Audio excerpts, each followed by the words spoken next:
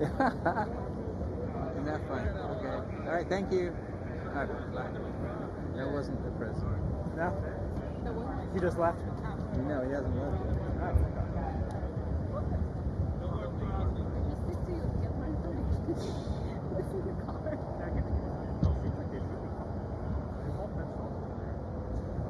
Yeah.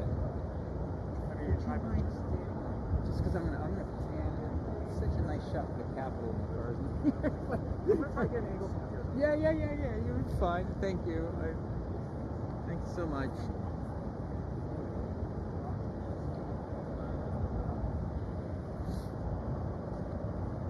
Yeah, it seemed like the first guy might have twice, but the previous one, but not that one. I don't know who that was. It wasn't the president. Yeah, I mean, just with so many people, standing here, waiting for someone. That's right. yeah.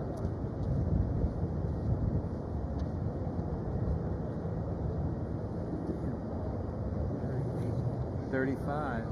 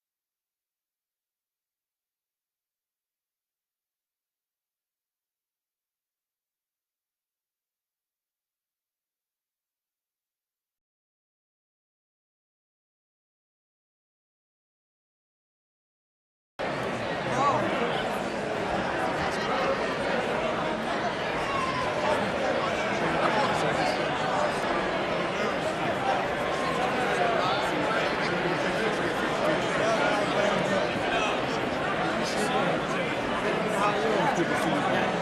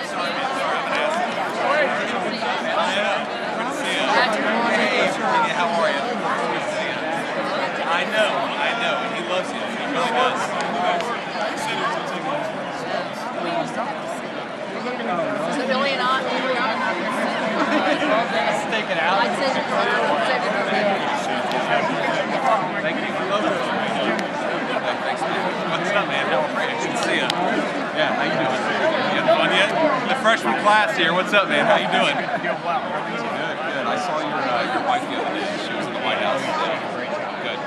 Keep it fun. Thanks, man. I appreciate it, man. Good to see you. Right this way. I'm going this way. Okay, yeah. Sorry, I'll just sit over here. That's hey, man. How are you? Good to see you. Good luck tonight. This will be awesome. Appreciate everything, Mr. President. Hey, it's so good to see you.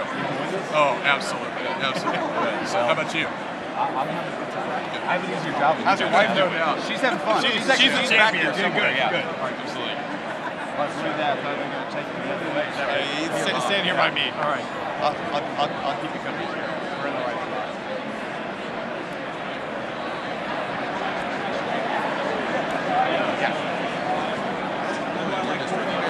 I think actually that's the only thing. I think it probably got people on the line. I didn't wear the same time. Well, we could have coordinated, I guess, but man, this is, I gotta be honest with you, this is by the way, I think the speech is going to be great, but I don't know how you do this for 90 minutes. The hardest thing was doing it during Biden, when the speech was a stupid campaign speech. And I just lectured everybody over.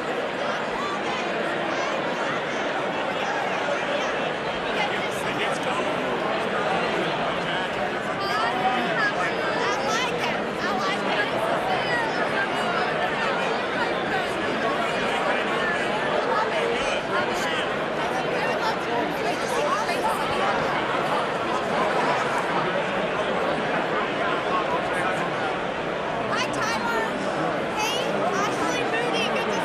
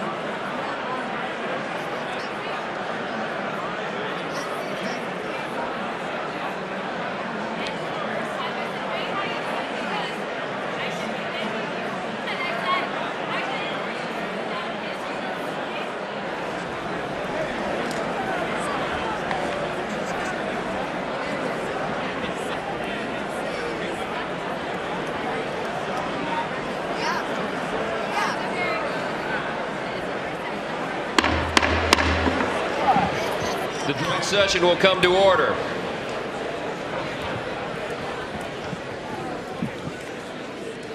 The chair appoints as members of the committee on the part of the House to escort the President of the United States into the chamber the following: the gentleman from Louisiana, Mr. Scalise; the gentleman from Minnesota, Mr. Emmer; the gentlewoman from Michigan, Mrs. McLean; the gentleman from North Carolina, Mr. Hudson; the gentleman from Pennsylvania, Mr. Reschenthaler; the gentleman from Utah, Mr. Moore; the gentlewoman from Indiana, Mrs. Houchin; the gentleman from Oklahoma, Mr. Hearn; the gentleman from New York, Mr. Jeffries; the gentlewoman from Massachusetts, Ms. Clark; the gentleman from California, Mr. Aguilar; the gentleman from California, Mr. Liu; the gentleman from Colorado, Mr. Neguse; the gentlewoman from Washington, Ms. Delbene; the gentlewoman from Michigan, Mrs. Dingle. The President of the Senate, at the direction of that body, appoints the following senators as members of the committee on the part of the Senate to escort the President of the United States into the House chamber: the Senator from South Dakota, Mr. Thune; the Senator from Wyoming, Mr. Barrasso; the Senator from Arkansas, Mr. Cotton; the Senator from Oklahoma, Mr. Lankford; the Senator from West Virginia, Mrs. Capito; the Senator from South Carolina, Mr. Scott; the Senator from New York, Mr. Schumer; the Senator from Illinois, Mr. Durbin; the Senator from Minnesota, Ms. Klobuchar; the Senator from New Jersey, Mr. Booker; the Senator from Wisconsin, Ms. Baldwin.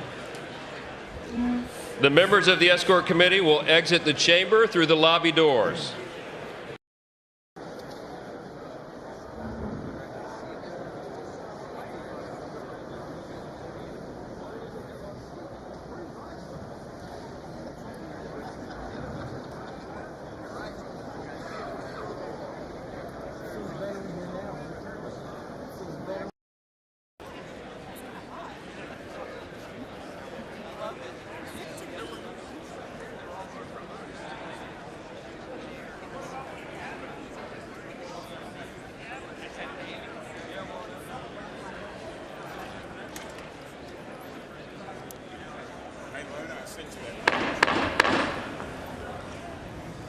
Mr. Speaker, the Dean of the Diplomatic Corps.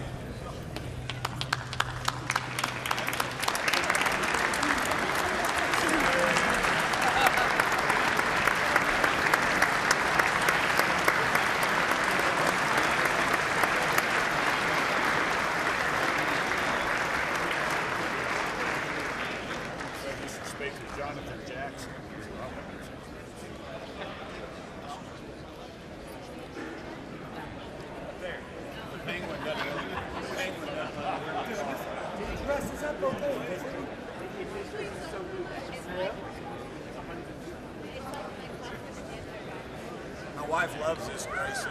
I hate it, but I wear it because she's so good at TV. I'm a blazer, man.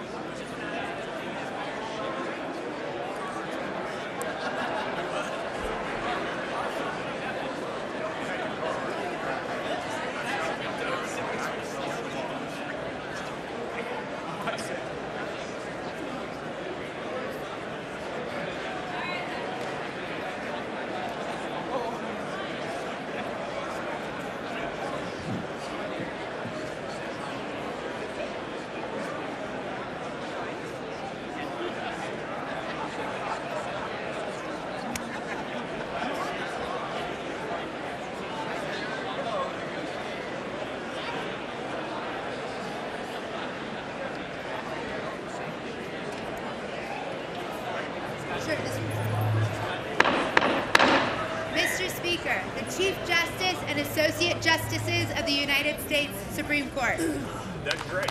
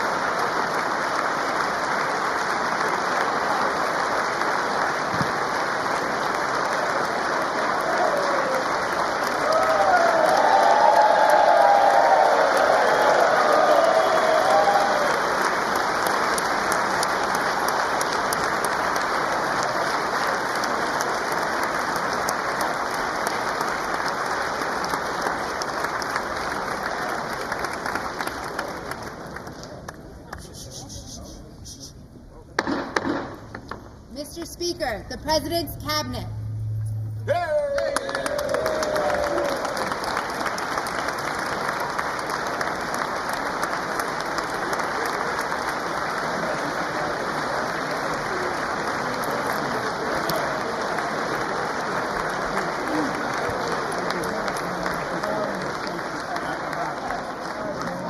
That's true. I should have done better. I should have done way better.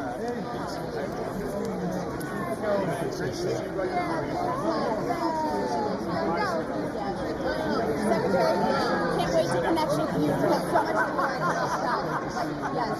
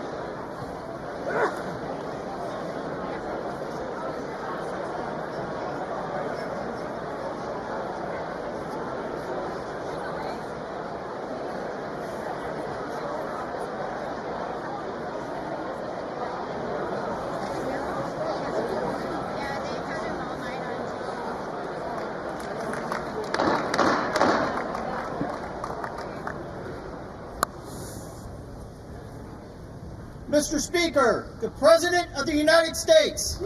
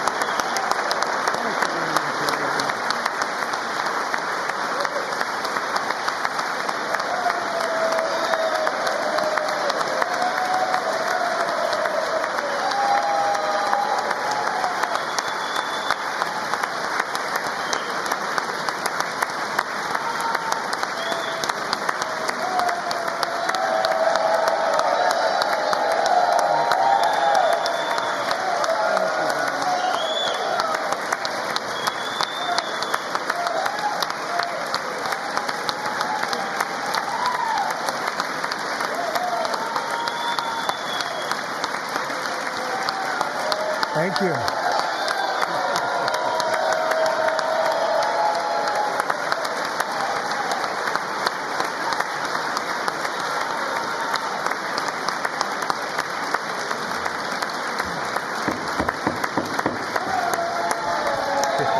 Thank you very much. Thank you very much. It's a great honor. Thank you very much. Speaker Johnson, Vice President Vance, the First Lady of the United States,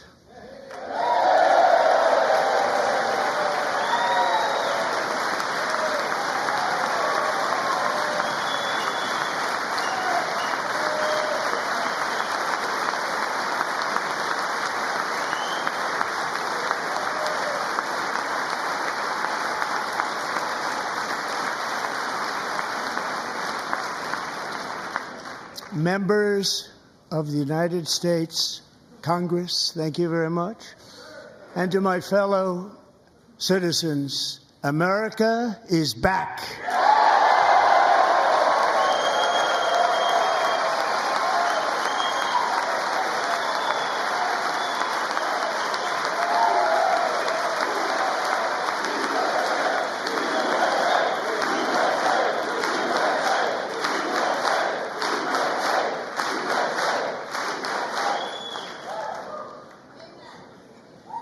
6 weeks ago, I stood beneath the dome of this Capitol and proclaimed the dawn of the golden age of America.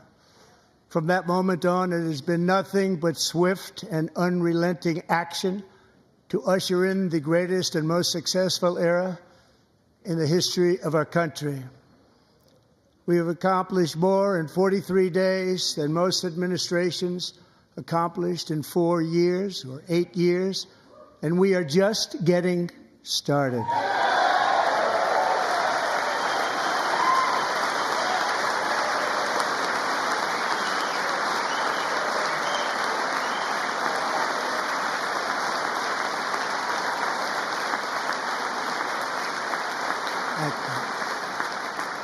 I return to this chamber tonight to report that America's momentum is back, our spirit is back, our pride is back, our confidence is back, and the American dream is surging bigger and better than ever before.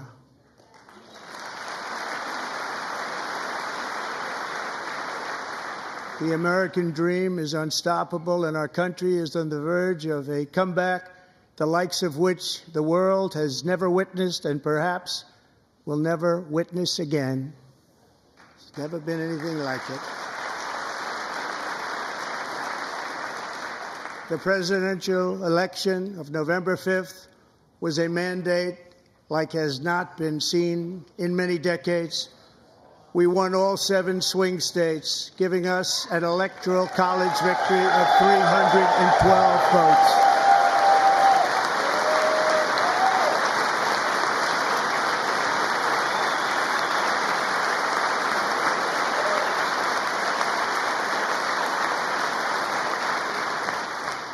We won the popular vote by big numbers and won counties in our country.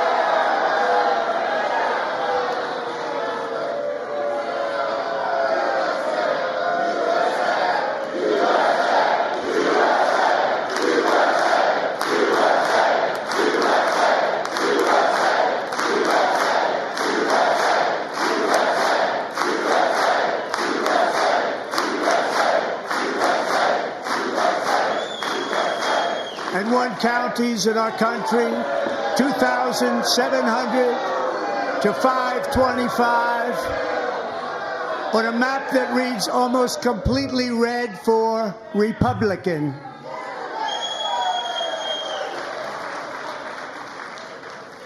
Now, for the first time in modern history, more Americans believe that our country is headed in the right direction than the wrong direction. In fact, it's an astonishing record, 27-point swing, the most ever.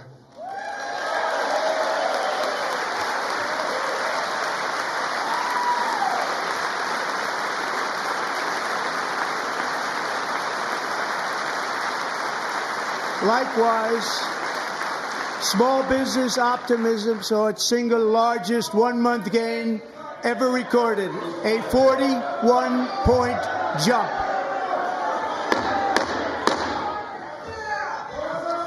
Members are directed to uphold and maintain decorum in the House and to cease any further disruptions. That's your warning.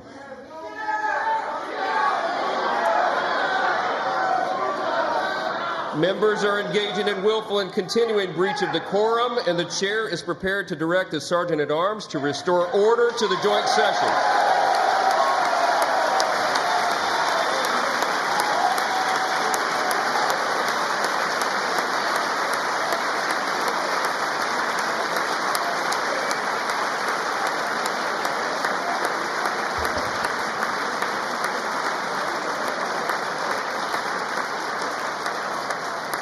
Mr. Green, take your seat. Take your seat, sir. Take your seat. Finding that members continue to engage in willful and concerted disruption of proper decorum, the chair now directs the Sergeant-at-Arms to restore order. Remove this gentleman from the chamber.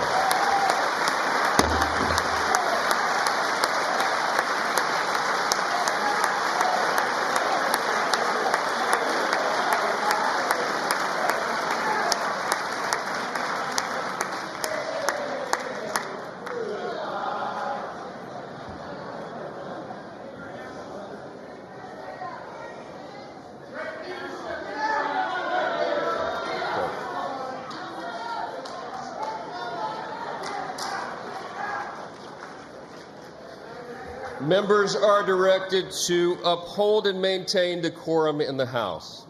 Mr. President, you continue. Thank you. Over the past 6 weeks, I have signed nearly 100 executive orders and taken more than 400 executive actions, a record to restore common sense, safety, optimism, and wealth all across our wonderful land. The people elected me to do the job, and I'm doing it.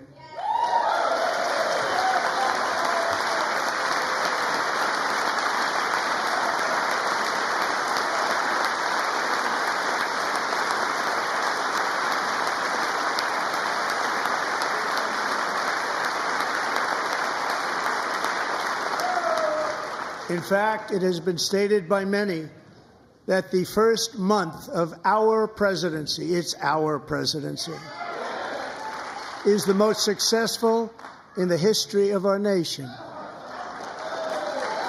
By many.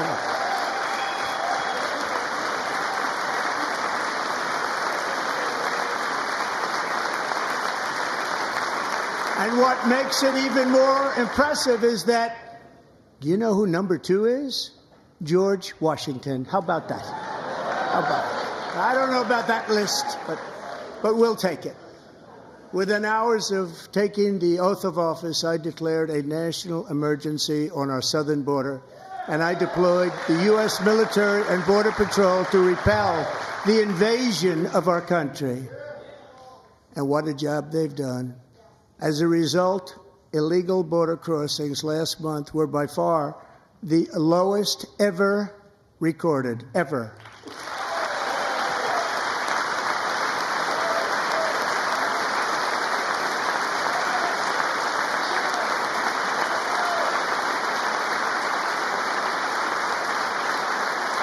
They heard my words and they chose not to come. Much easier that way.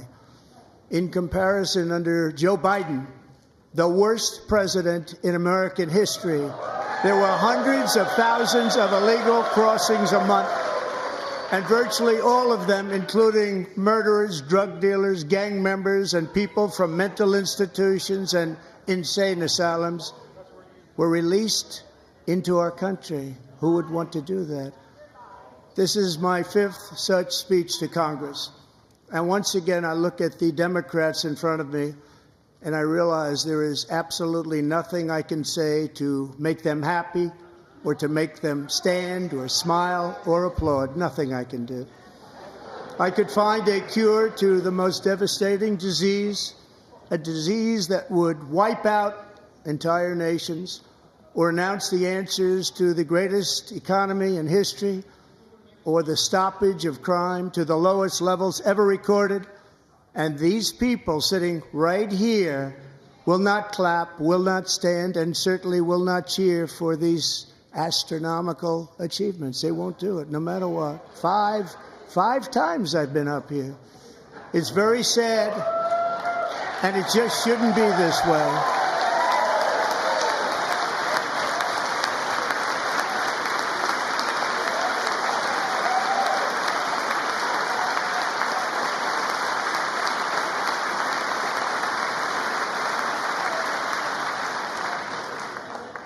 So Democrats sitting before me, for just this one night, why not join us in celebrating so many incredible wins for America? For the good of our nation, let's work together and let's truly make America great again.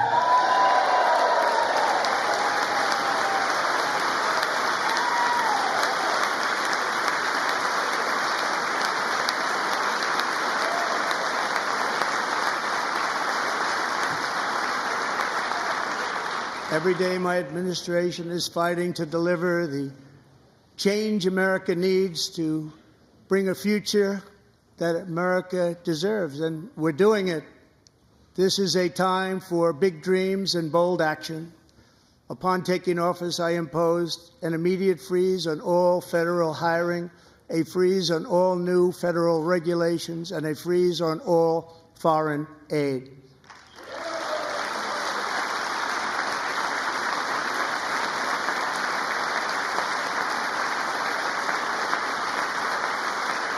I terminated the ridiculous Green New Scam. I withdrew from the unfair Paris Climate Accord, which was costing us trillions of dollars that other countries were not paying. I withdrew from the corrupt World Health Organization.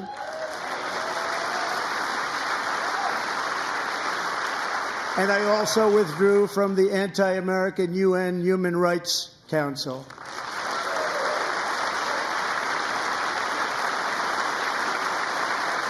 We ended all of Biden's environmental restrictions that were making our country far less safe and totally unaffordable. And importantly, we ended the last administration's insane electric vehicle mandate, saving our auto workers and companies from economic destruction.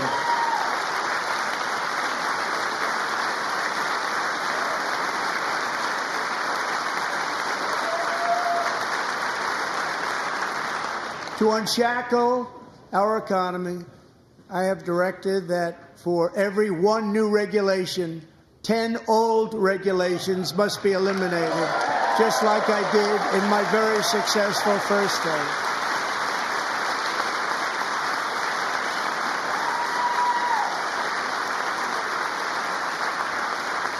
And in that first term, we set records on ending unnecessary rules and regulations like no other president had done before. We ordered all federal workers to return to the office. They will either show up for work in person or be removed from their job.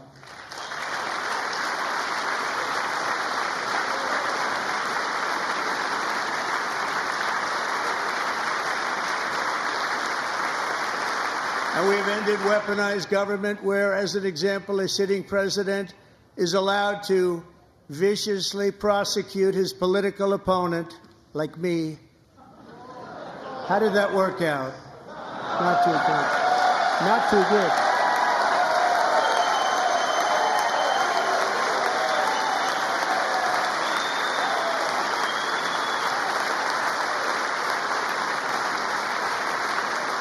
And I have stopped all government censorship and brought back free speech in America. It's back.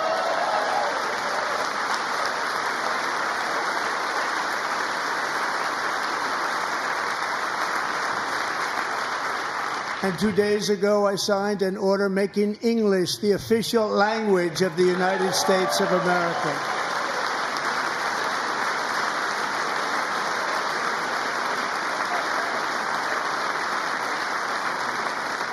I renamed the Gulf of Mexico the Gulf of America.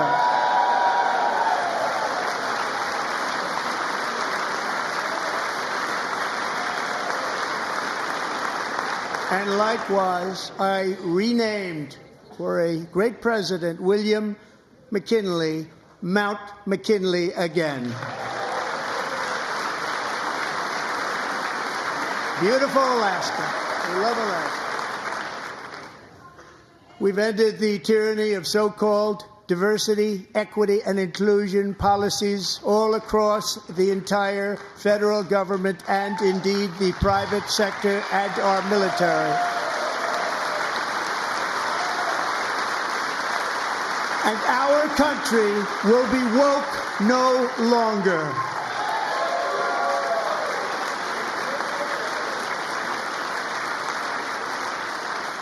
We believe that whether you are a doctor, an accountant, a lawyer, or an air traffic controller, you should be hired and promoted based on skill and competence, not race or gender.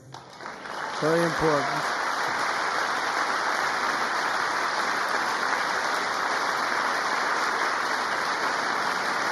You should be hired based on merit. And the Supreme Court, in a brave and very powerful decision, has allowed us to do so. Thank you. Thank you very much. Thank you. We have removed the poison of critical race theory from our public schools, and I signed an order making it the official policy of the United States government that there are only two genders, male and female.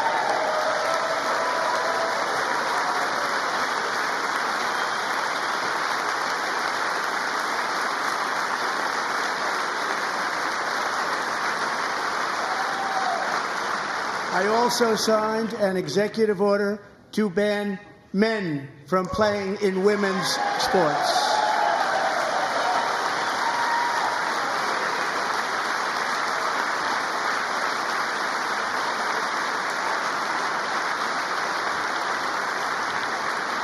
Three years ago, Peyton McNabb was an all-star high school athlete, one of the best, preparing for a future in college sports. But when her girls' volleyball match was invaded by a male, he smashed the ball so hard in Peyton's face, causing traumatic brain injury, partially paralyzing her right side, and ending her athletic career. It was a shot like she's never seen before. She's never seen anything like it.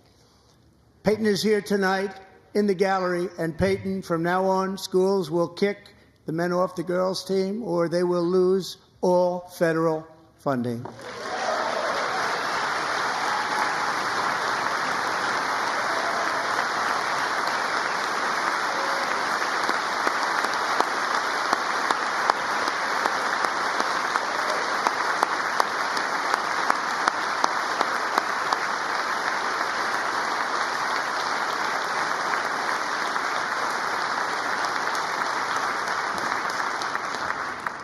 And if you really want to see numbers, just take a look at what happened in the women's boxing, weightlifting, track and field, swimming, or cycling, where a male recently finished a long-distance race 5 hours and 14 minutes ahead of a woman for a new record by 5 hours. Broke the record by 5 hours. It's demeaning for women, and it's very bad for our country. We're not going to put up with it any longer.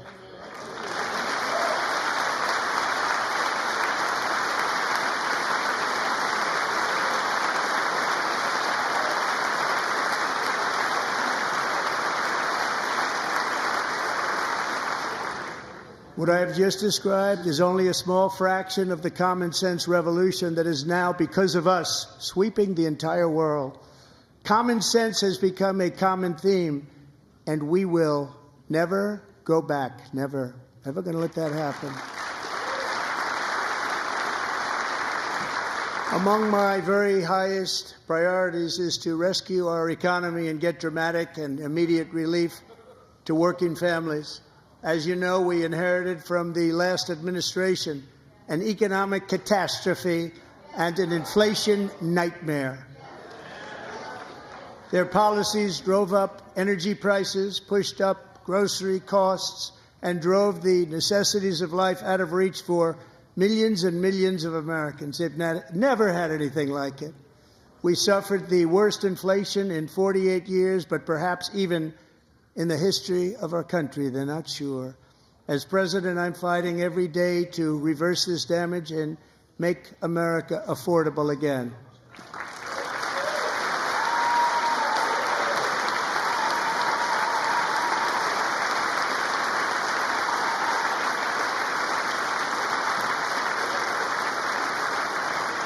Joe Biden especially let the price of eggs get out of control. The egg price is out of control, and we're working hard to get it back down. Secretary, do a good job on that. You inherited a total mess from the previous administration. Do a good job.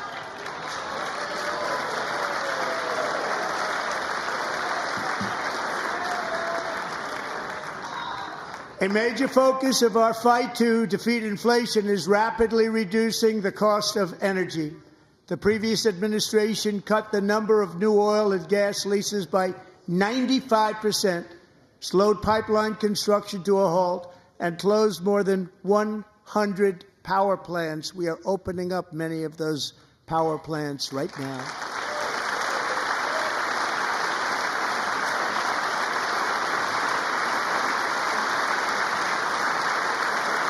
And frankly, we have never seen anything like it. That's why on my first day in office, I declared a national energy emergency.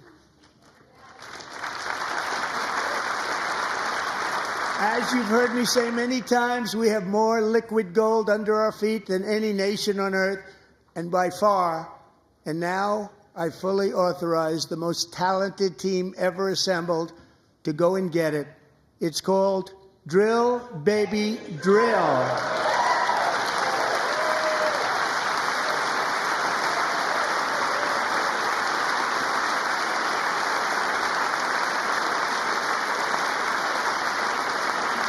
My administration is also working on a gigantic natural gas pipeline in Alaska, among the largest in the world, where Japan, South Korea, and other nations want to be our partner with investments of trillions of dollars each. There's never been anything like that one. It will be truly spectacular. It's all set to go. The permitting is gotten. And later this week, I will also take historic action to dramatically expand production of critical minerals and rare earths here in the USA.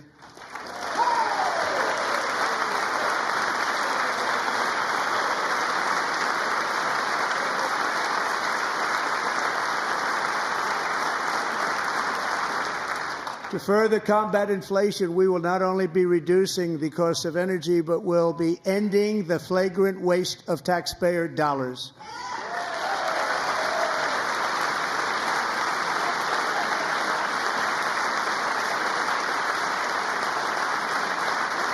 And to that end, I have created the brand new Department of Government Efficiency, DOGE. Perhaps you've heard of it. Perhaps.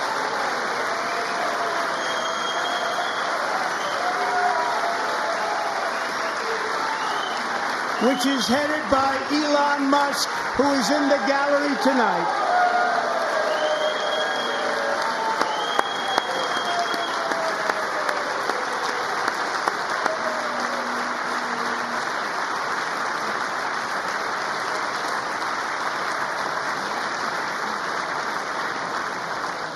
Thank you, Elon. He's working very hard. He didn't need this.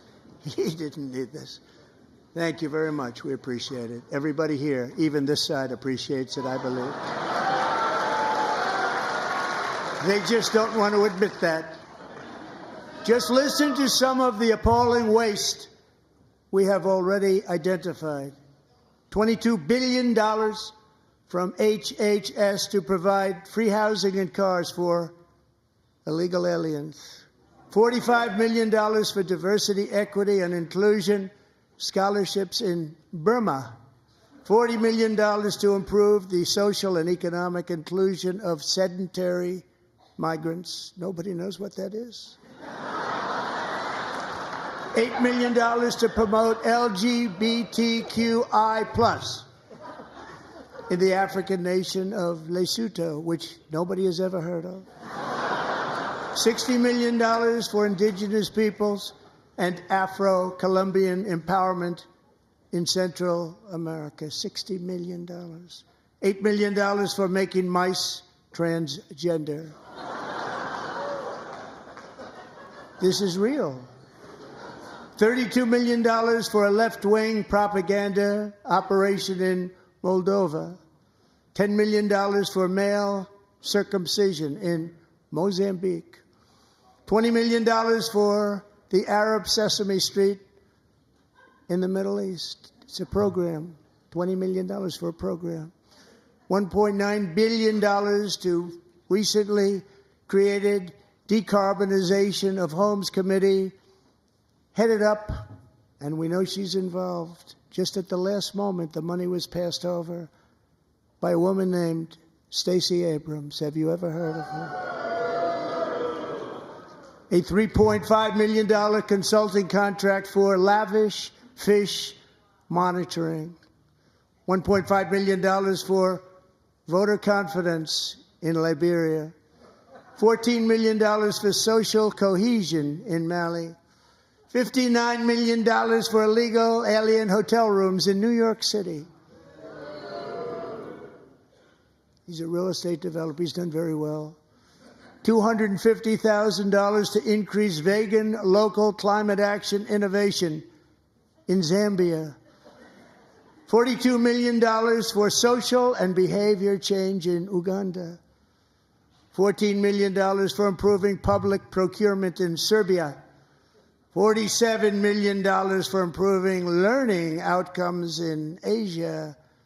Asia's doing very well with learning. I don't know what we're doing. We should use it ourselves. And $101 million for DEI contracts at the Department of Education. The most ever paid, nothing even like it. Under the Trump administration, all of these scams, and they're far worse, but I didn't think it was appropriate to talk about them. They're so bad. Many more have been found out and exposed and swiftly terminated by a group of very intelligent, mostly young people, headed up by Elon, and we appreciate it. We found hundreds of billions of dollars of fraud.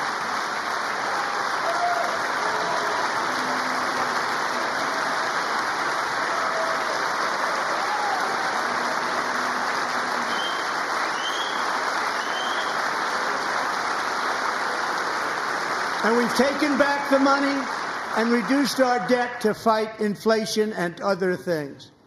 Taken back a lot of that money. We got it just in time. This is just the beginning. The Government Accountability Office, a federal government office, has estimated annual fraud of over $500 billion in our nation, and we are working very hard to stop it. We're going to. We're also identifying shocking levels of incompetence and probable fraud in the Social Security program for our seniors, and that our seniors and people that we love rely on. Believe it or not, government databases list 4.7 million Social Security members from people aged 100 to 109 years old. It lists 3.6 million people from ages 110 to 119. I don't know any of them. I know some people that are rather elderly, but not quite that elderly. 3.47 million people from ages 120 to 129. 3.9 million people from ages 130 to 139.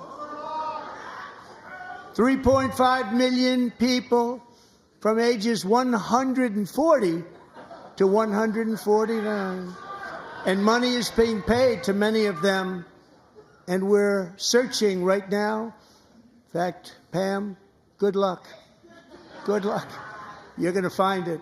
But a lot of money is paid out to people because it just keeps getting paid, and nobody does, and it really hurts Social Security and hurts our country. 1.3 million people from ages 150 to 159, and over 130,000 people, according to the Social Security databases, are age over 160 years old.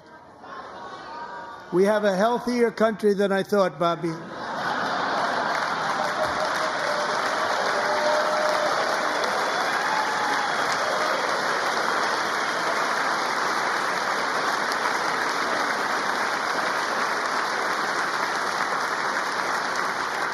Including, to finish, 1,039 people between the ages of 220 and 229, one person between the age of 240 and 249, and one person is listed at 360 years of age. More than 100 years older than our country. But we're going to find out where that money's going, and it's not going to be pretty. By slashing all of the fraud, waste, and theft we can find, we will defeat inflation, bring down mortgage rates, lower car payments and grocery prices, protect our seniors, and put more money in the pockets of American families.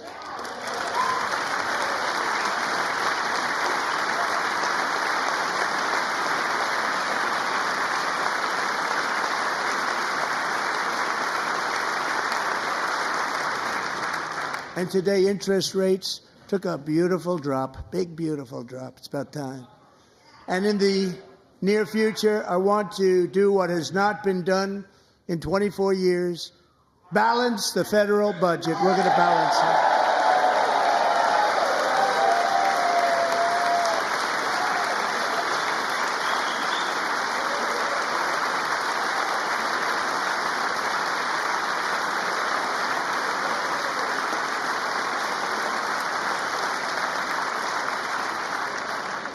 With that goal in mind, we have developed in great detail what we are calling the Gold Card, which goes on sale very, very soon. For $5 million, we will allow the most successful job-creating people from all over the world to buy a path to U.S. citizenship. It's like the green card, but better and more sophisticated. And these people will have to pay tax in our country. They won't have to pay tax from where they came. The money that they've made, you wouldn't want to do that, but they have to pay tax, create jobs.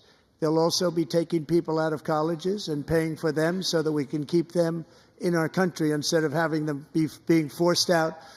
Number one, at the top school, as an example, being forced out and not being allowed to stay and create tremendous numbers of jobs and great success for a company out there. So while we take out the criminals, killers, traffickers, and child predators who are allowed to enter our country under the open border policy of these people, the Democrats, the Biden administration, the open border insane policies that you've allowed to destroy our country, we will now bring in brilliant, hardworking, job-creating people.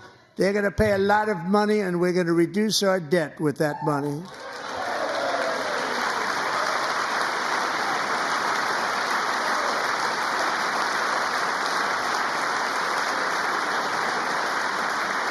Americans have given us a mandate for bold and profound change. For nearly 100 years, the federal bureaucracy has grown until it has crushed our freedoms, ballooned our deficits, and held back America's potential in every possible way. The nation founded by pioneers and risk-takers now drowns under millions and millions of pages of regulations and debt. Approvals that should take 10 days to get instead take 10 years, 15 years, and even 20 years before you're rejected. Meanwhile, we have hundreds of thousands of federal workers who have not been showing up to work. My administration will reclaim power from this unaccountable bureaucracy, and we will restore true democracy to America again.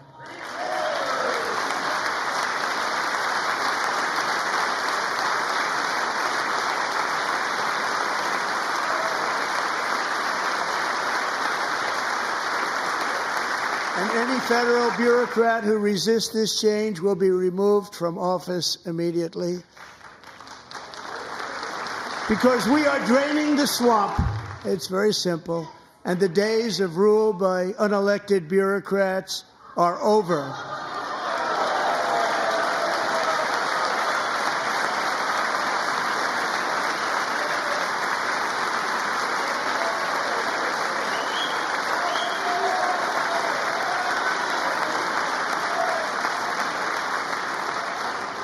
And the next phase of our plan to deliver the greatest economy in history is for this Congress to pass tax cuts for everybody. They're in there. They're waiting for you to vote. And I'm sure that the people on my right, I don't mean the Republican right, but my right here, I'm sure you're going to vote for those tax cuts, because otherwise I don't believe the people will ever vote you into office. So I'm doing you a big favor by telling you that. But I know this group is going to be voting for the tax.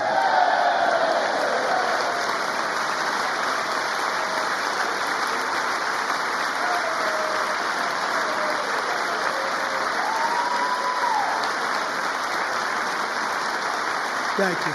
It's a very, very big part of our plan. We had tremendous success in our first term with it. A very big part of our plan. We're seeking permanent income tax cuts all across the board.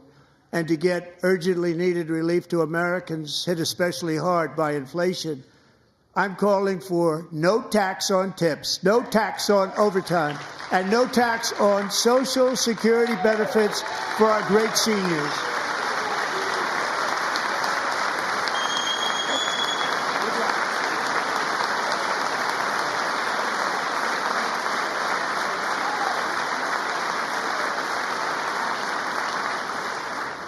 And I also want to make interest payments on car loans tax deductible, but only if the car is made in America.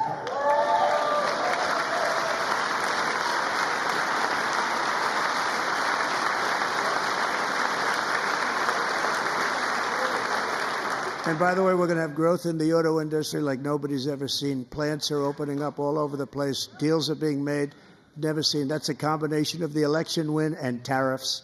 It's a beautiful word, isn't it? That, along with our other policies, will allow our auto industry to absolutely boom. It's going to boom.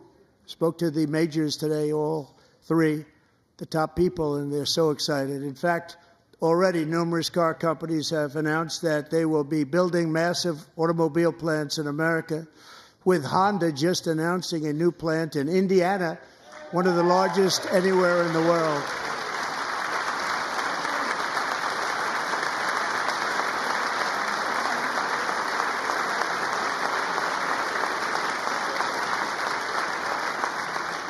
And this has taken place since our great victory on November 5th, a date which will hopefully go down as one of the most important in the history of our country.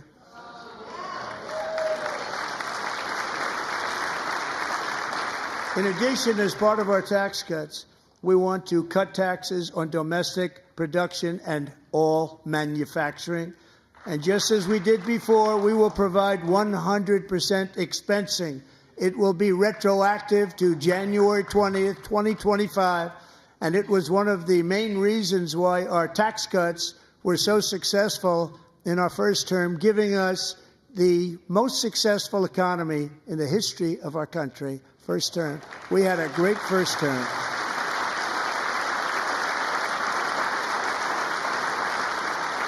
If you don't make your product in America, however, under the Trump administration, you will pay a tariff, and in some cases, a rather large one. Other countries have used tariffs against us for decades, and now it's our turn to start using them against those other countries. On average, the European Union, China, Brazil, India, Mexico, and Canada, have you heard of them? And countless other nations charge us tremendously higher tariffs than we charge them.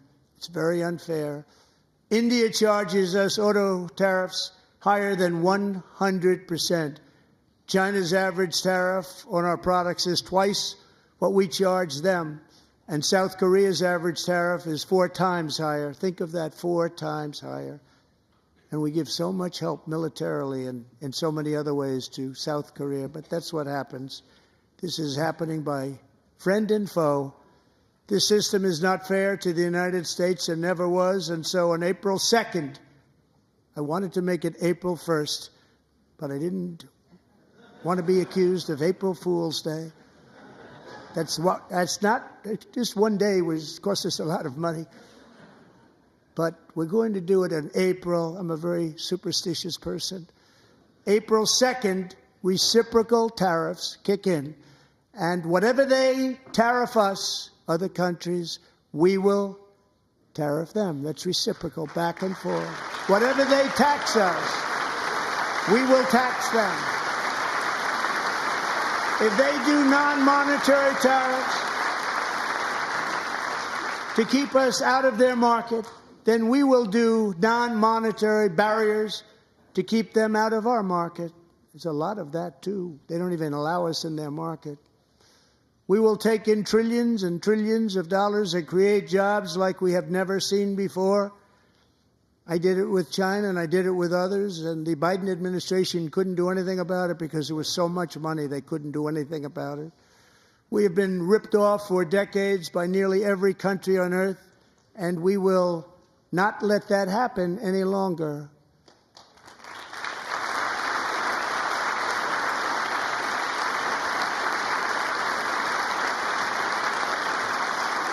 Much has been said over the last 3 months about Mexico and Canada, but we have very large deficits with both of them. But even more importantly, they've allowed fentanyl to come into our country at levels never seen before, killing hundreds of thousands of our citizens and many very young, beautiful people, destroying families. Nobody's ever seen anything like it. They are, in effect, receiving subsidies of hundreds of billions of dollars. We pay subsidies to Canada and to Mexico of hundreds of billions of dollars, and the United States will not be doing that any longer. We're not going to do it any longer.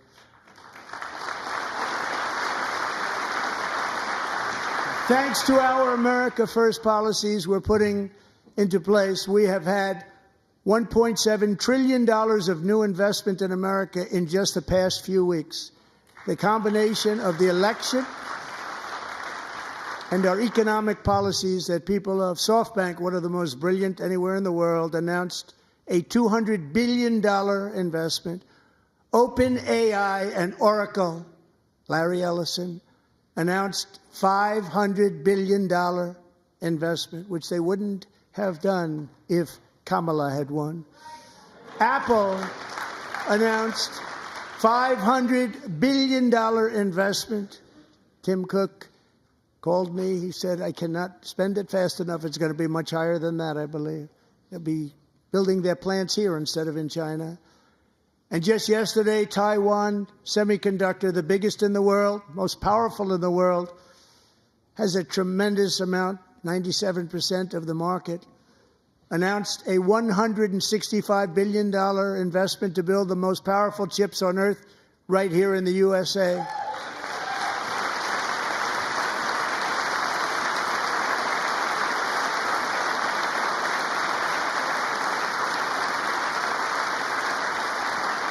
And we're not giving them any money. Your CHIPS Act is a horrible, horrible thing. We give hundreds of billions of dollars, and it doesn't mean a thing. They take our money and they don't spend it. All that meant to them, we're giving them no money. All that was important to them was they didn't want to pay the tariffs, so they came and they're building, and many other companies are coming. We don't have to give them money. We just want to protect our businesses and our people. And they will come because they won't have to pay tariffs if they build in America. So it's very amazing. You should get rid of the CHIP Act, and whatever's left over, Mr. Speaker, you should use it to reduce debt or any other reason you want to.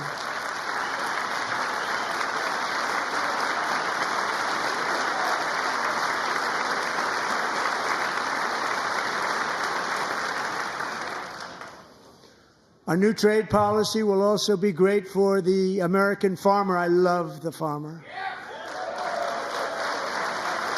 who will now be selling into our home market, the USA, because nobody is going to be able to compete with you because there's goods that come in from other countries and companies. They're really in a bad position in so many different ways. They're uninspected. They may be very dirty and disgusting, and they come in and they pour in, and they hurt our American farmers. The tariffs will go on agricultural product coming into America, and our farmers, starting on April 2nd, it may be a little bit of an adjustment period. We had that before when I made the deal with China, $50 billion of purchases, and I said, just bear with me, and they did. They did. Probably have to bear with me again, and this will be even better. That was great.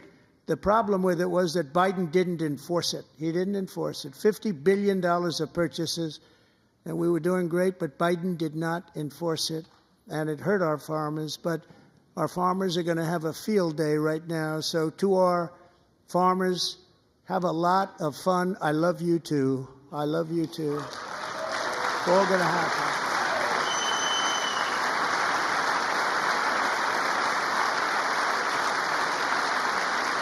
And I have also imposed a 25% tariff on foreign aluminum, copper, lumber, and steel, because if we don't have, as an example, steel and lots of other things, we don't have a military, and frankly, we just won't have a country very long. Here today is a proud American steelworker, fantastic person from Decatur, Alabama, Jeff Denard. Has been working at the same steel plant for 27 years in a job that has allowed him to serve as the captain of his local volunteer fire department, raise 7 children with his beautiful wife, Nicole, and over the years provide a loving home for more than 40 foster children. So great, Jeff.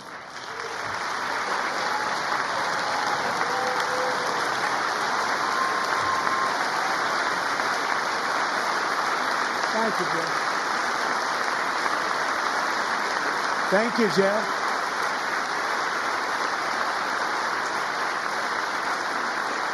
Stories like Jeff's remind us that tariffs are not just about protecting American jobs. They're about protecting the soul of our country.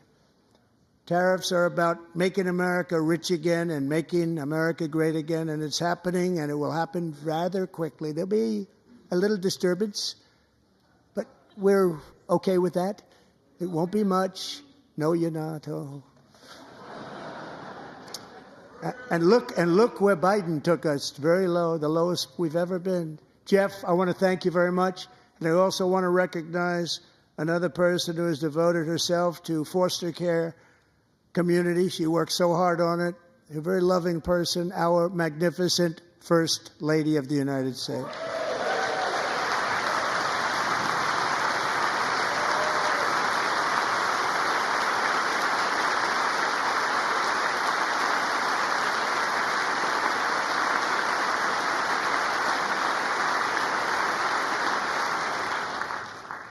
Melania's work has yielded incredible results, helping prepare our nation's future leaders as they enter the workforce.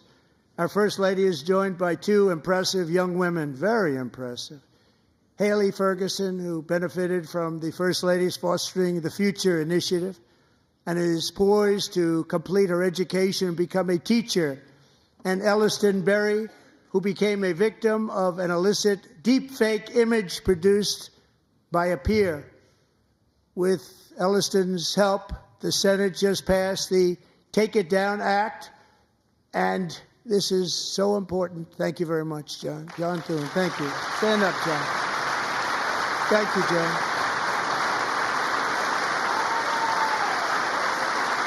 Thank you all very much.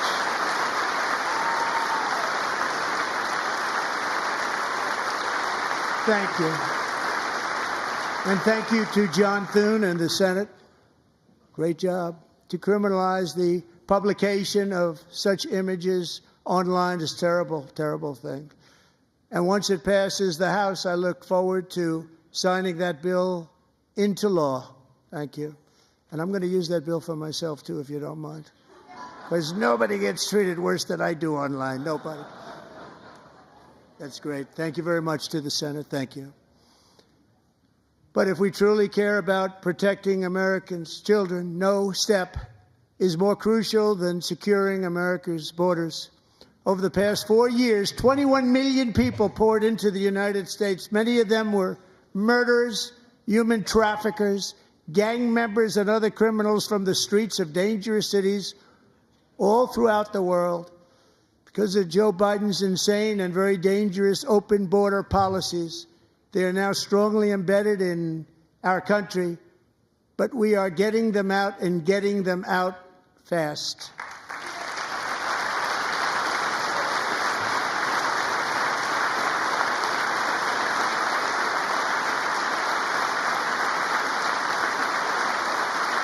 And I want to thank Tom Homan and Christy. I want to thank you and Paul of Border Patrol. I want to thank you. What a job they've all done, everybody. Border Patrol, ICE, law enforcement in general is incredible. We have to take care of our law enforcement. Have to.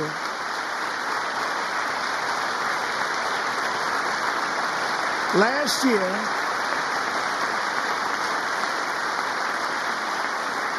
a brilliant 22-year-old nursing student named Laken Riley, the best in her class, admired by everybody, went out for a jog on the campus of the University of Georgia.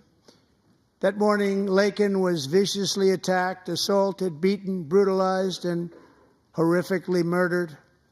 Laken was stolen from us by a savage illegal alien gang member who was arrested while trespassing across Biden's open southern border and then set loose into the United States under the heartless policies of that failed administration. It was indeed a failed administration.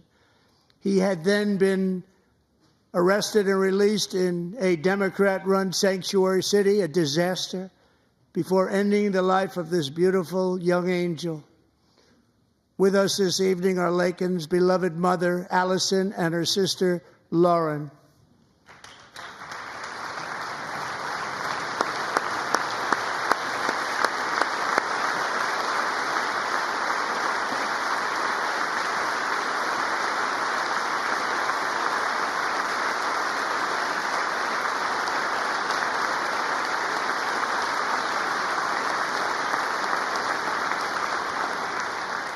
Last year, I told Laken's grieving parents that we would ensure their daughter would not have died in vain. That's why the very first bill I signed into law as your 47th president mandates the detention of all dangerous criminal aliens who threaten public safety. It's a very strong, powerful act.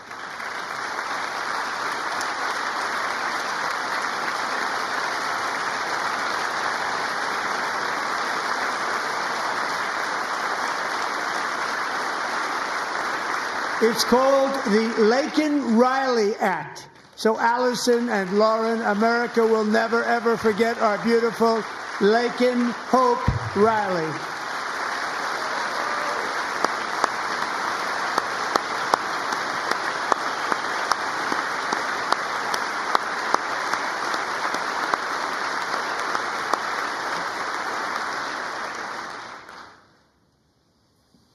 Thank you very much.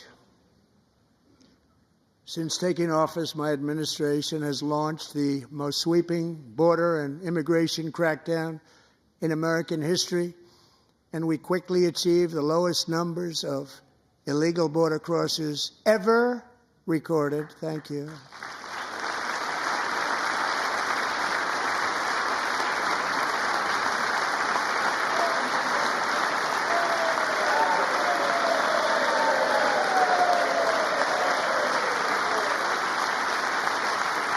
The media and our friends in the Democrat Party kept saying we needed new legislation, we must have legislation to secure the border. But it turned out that all we really needed was a new president.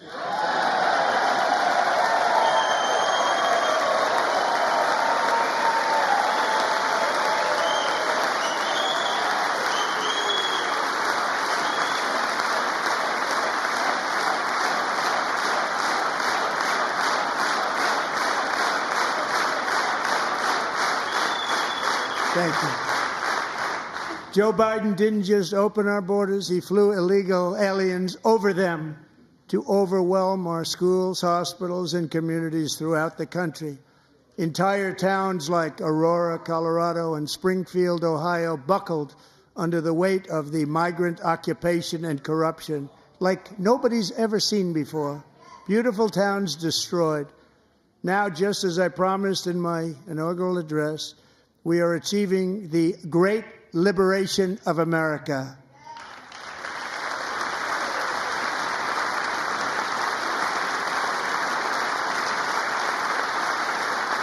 But there still is much work to be done. Here tonight is a woman I have gotten to know, Alexis Nungari from Houston. Wonderful woman. Last June, Alexis's 12-year-old daughter, her precious Jocelyn, walked to a nearby convenience store.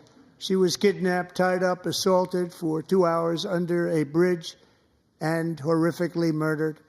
Arrested and charged with this heinous crime are 2 illegal alien monsters from Venezuela, released into America by the last administration through their ridiculous open border. The death of this beautiful 12-year-old girl and the agony of her mother and family touched our entire nation greatly. Alexis, I promised that we would always remember your daughter, your magnificent daughter, and earlier tonight, I signed an order keeping my word to you. One thing I have learned about Jocelyn is that she loved animals so much. She loved nature. Across Galveston Bay, from where Jocelyn lived in Houston, you will find a magnificent national wildlife refuge, a pristine, peaceful, 34,000-acre sanctuary for all of God's creatures on the edge of the Gulf of America. Alexis, moments ago, I formally renamed that refuge in loving memory of your beautiful daughter, Jocelyn. So, Mr. Vice President, if you would, may I have the order?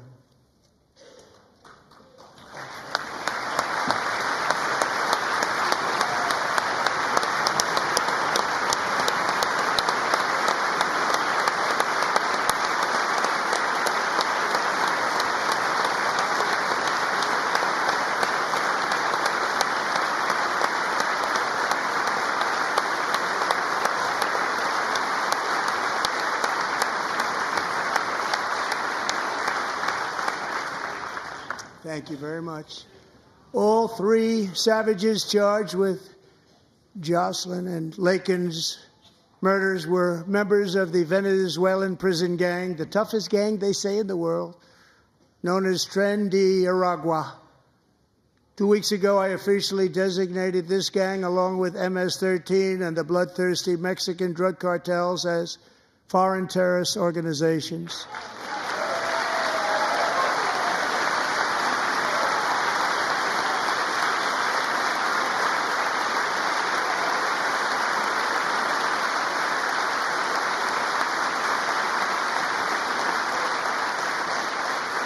They are now officially in the same category as ISIS, and that's not good for them.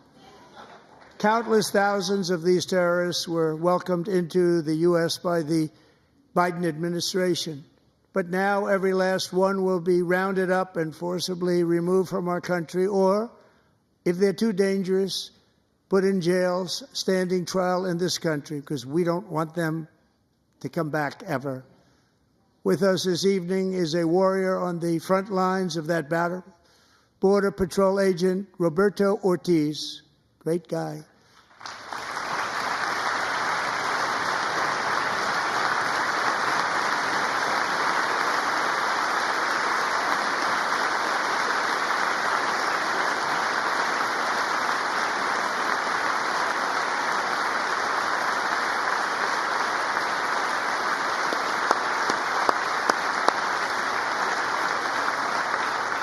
In January, Roberto and another agent were patrolling by the Rio Grande near an area known as Cartel Island. Doesn't sound too nice to me.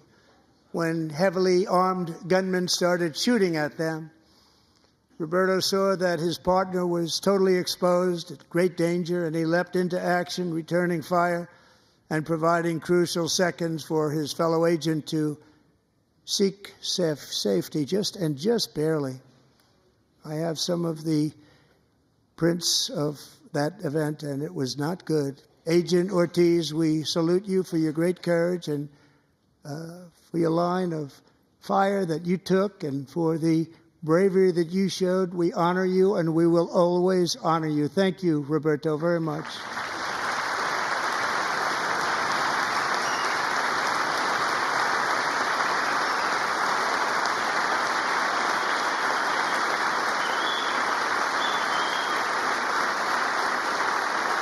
Thank you, Roberto.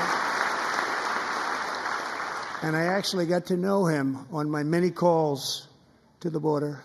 He's a great gentleman. The territory to the immediate south of our border is now dominated entirely by criminal cartels that murder, rape, torture, and exercise total control. They have total control over a whole nation, posing a grave threat to our national security. The cartels are waging war in America, and it's time for America to wage war on the cartels, which we are doing.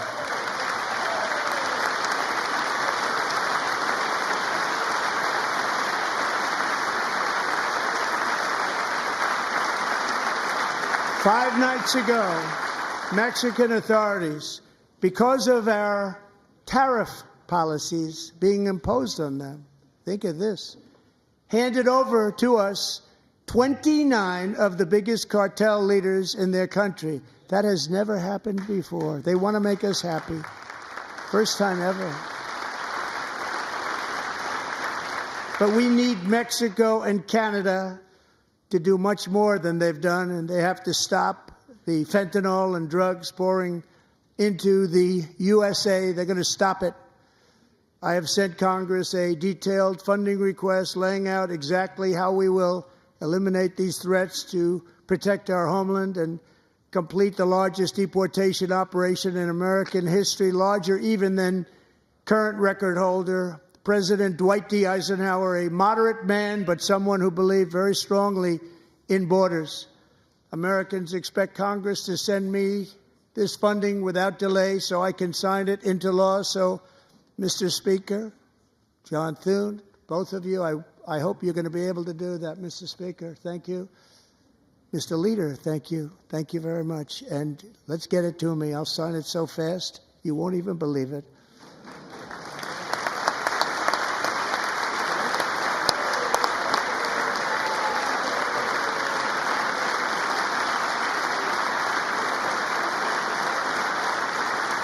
And as we reclaim our sovereignty, we must also bring back law and order to our cities and towns.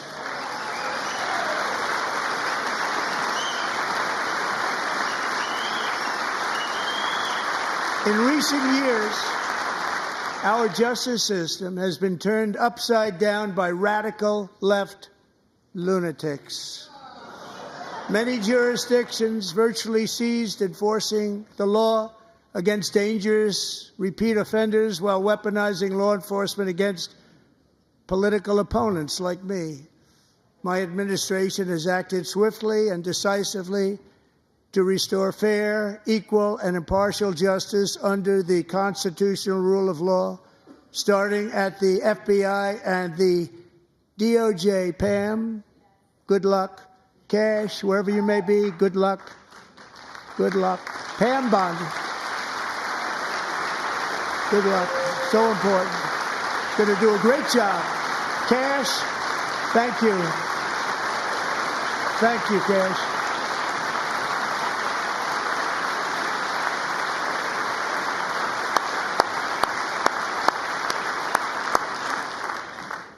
They've already started very strong. They're going to do a fantastic job. You're going to be very proud of them.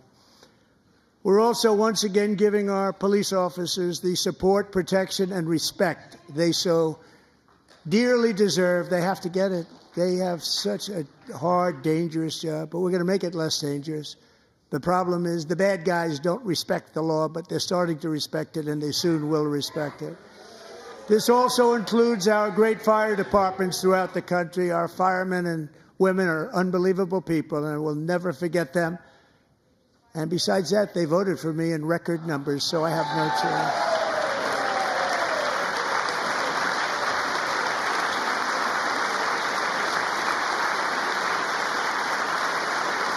1 year ago this month, 31-year-old New York police officer Jonathan Diller, unbelievably wonderful person and a great officer, was gunned down at a traffic stop on Long Island. I went to his funeral. The vicious criminal charged with his murder had 21 prior arrests, and they were rough arrests, too. He was a real bad one. The thug in the seat next to him had 14 prior arrests and went by the name of Killer. He was Killer. He killed other people, they say, a lot of them. I attended Officer Diller's service, and when I met his wife and one-year-old son, Ryan, it was very inspirational, actually. His widow's name is Stephanie, and she is here tonight. Stephanie, thank you very much, Stephanie. Thank you very much.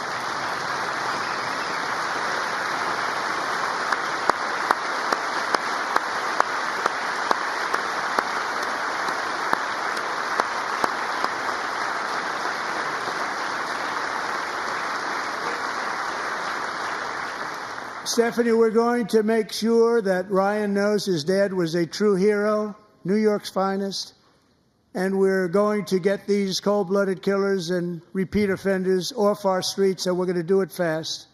Got to stop it. They get out with 28 arrests. They push people into subway trains. They hit people over the head, back of the head with baseball bats. We got to get them out of here. I've already signed an executive order requiring a mandatory death penalty for anyone who murders a police officer, and tonight I'm asking Congress to pass that policy into permanent law.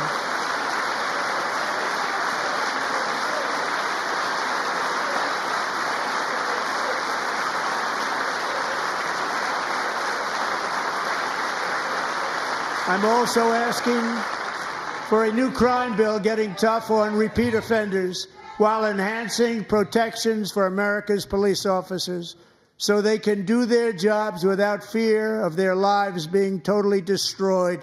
They don't want to be killed. We're not going to let them be killed. Joining us in the gallery tonight is a young man who truly loves our police. His name is DJ Daniel. He is 13 years old, and he has always dreamed of becoming a police officer.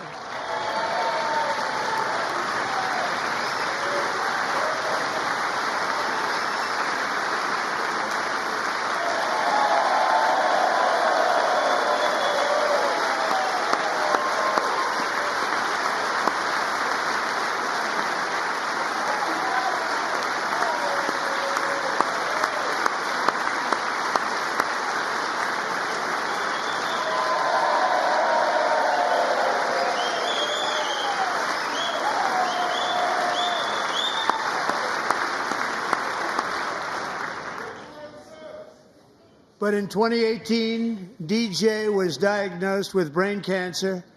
The doctors gave him 5 months at most to live. That was more than 6 years ago.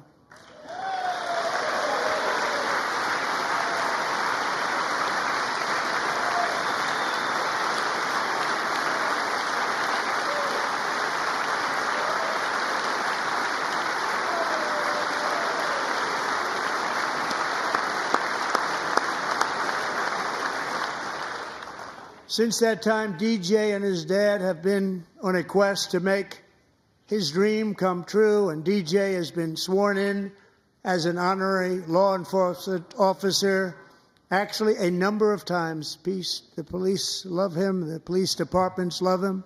And tonight, DJ, we're going to do you the biggest honor of them all. I am asking our new Secret Service Director, Sean Curran, to officially make you an agent of the United States Secret Service.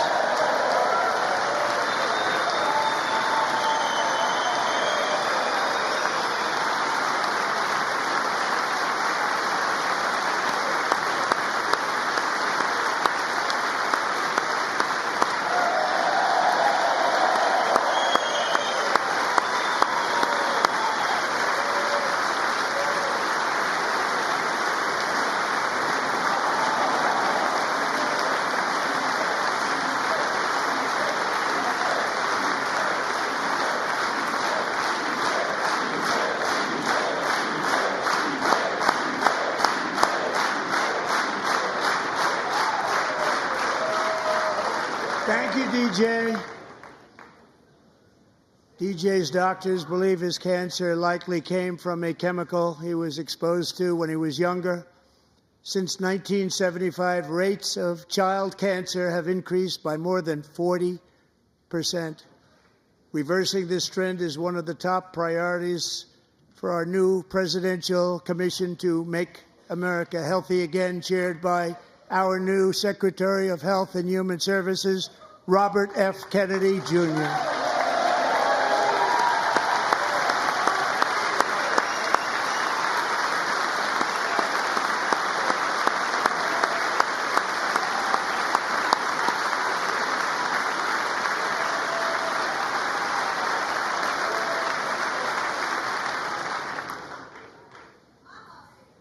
With the name Kennedy, you would have thought everybody over here would have been cheering. How quickly they forget. Our goal is to get toxins out of our environment, poisons out of our food supply, and keep our children healthy and strong. As an example, not long ago, and you can't even believe these numbers, 1 in 10,000 children had autism, 1 in 10,000. And now it's 1 in 36. There's something wrong. 1 in 36. Think of that. So we're going to find out what it is, and there's nobody better than Bobby and all of the people that are working with you. You have the best to figure out what is going on. Okay, Bobby? Good luck. It's a very important job. Thank you. Good job.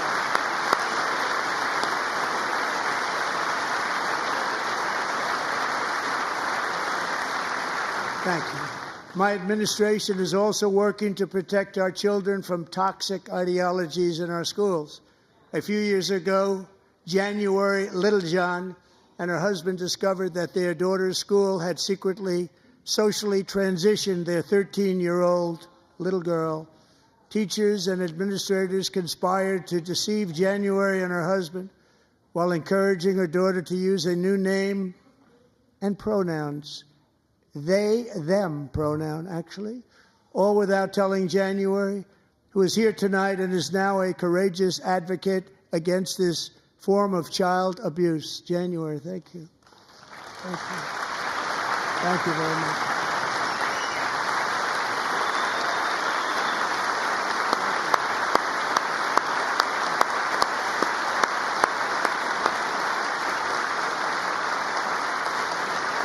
Thank you.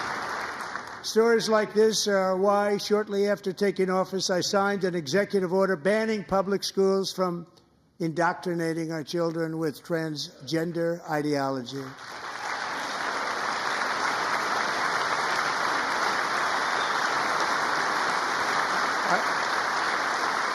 I also signed an order to cut off all taxpayer funding to any institution that engages in the sexual mutilation of our youth.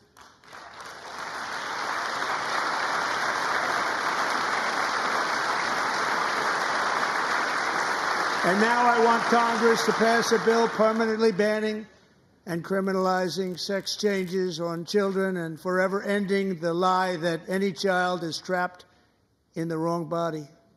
This is a big lie.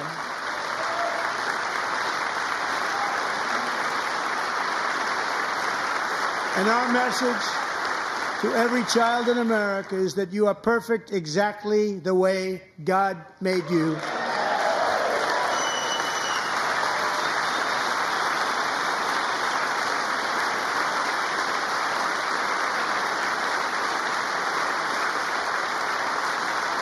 Because we're getting wokeness out of our schools and out of our military, and it's already out, and it's out of our society. We don't want it.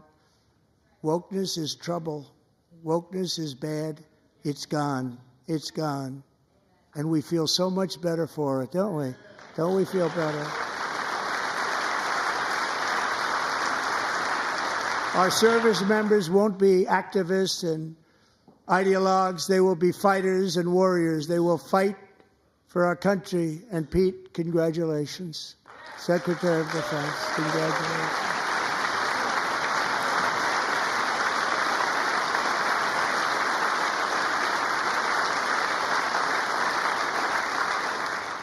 And he's not big into the woke movement, I can tell you. I know him well.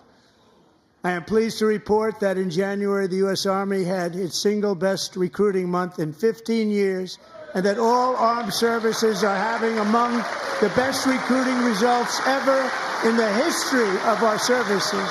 What a difference.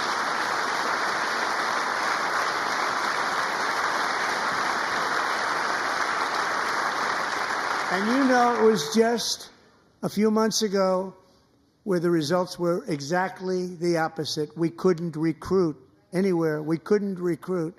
Now we're having the best results just about that we've ever had. What a tremendous turnaround. It's really a beautiful thing to see. People love our country again. It's very simple. They love our country, and they love being in our military again. So it's a great thing, and thank you very much. Great job. Thank you.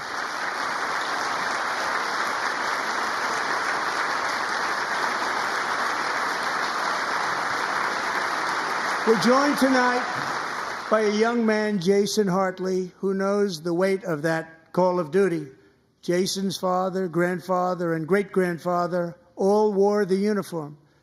Jason tragically lost his dad, who was also a Los Angeles County Sheriff's deputy when he was just a boy, and now he wants to carry on the family legacy of service. Jason is a senior in high school, a 6-letter varsity athlete, a really good athlete, they say, a brilliant student with a 4.46, that's good, GPA. And his greatest dream is to attend the U.S. Military Academy at West Point.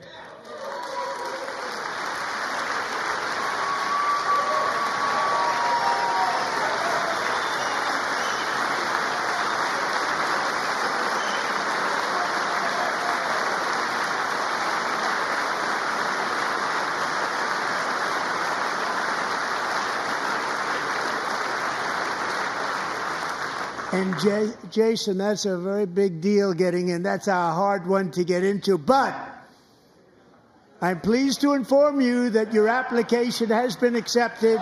You will soon be joining the Corps of Cadets.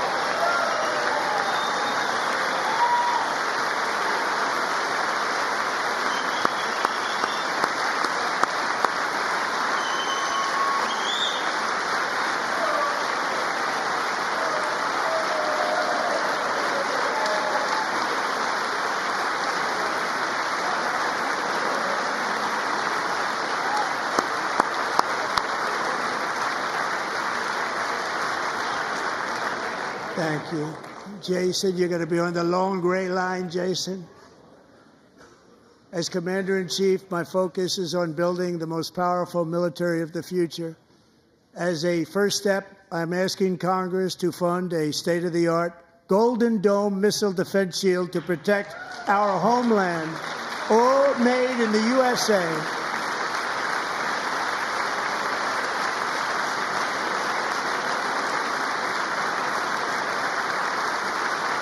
And Ronald Reagan wanted to do it long ago, but the technology just wasn't there, not even close. But now we have the technology. It's incredible, actually.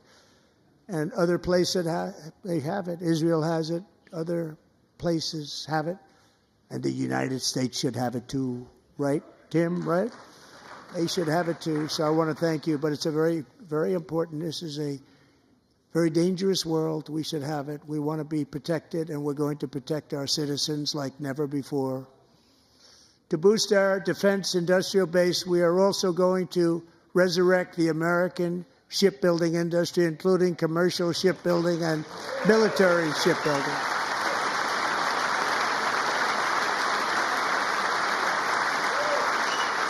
And for that purpose, I am announcing tonight that we will create a new Office of Shipbuilding in the White House and offer special tax incentives to bring this industry home to America where it belongs. We used to make so many ships.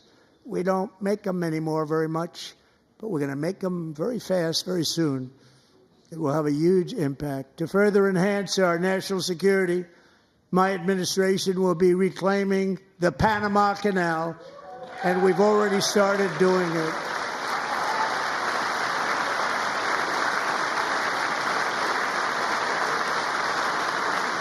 Just today, a large American company announced they are buying both ports around the Panama Canal and lots of other things having to do with the Panama Canal and a couple of other canals. The Panama Canal was built by Americans for Americans, not for others, but others could use it. But it was built at tremendous cost of American blood and treasure. 38,000 workers died building the Panama Canal.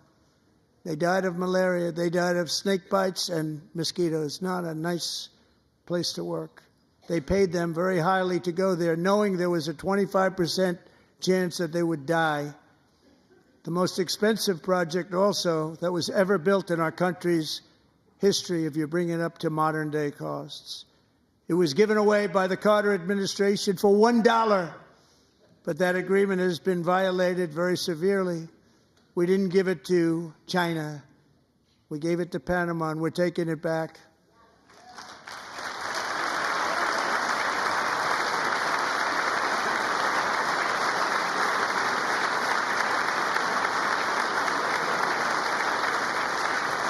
And we have Marco Rubio in charge. Good luck, Marco.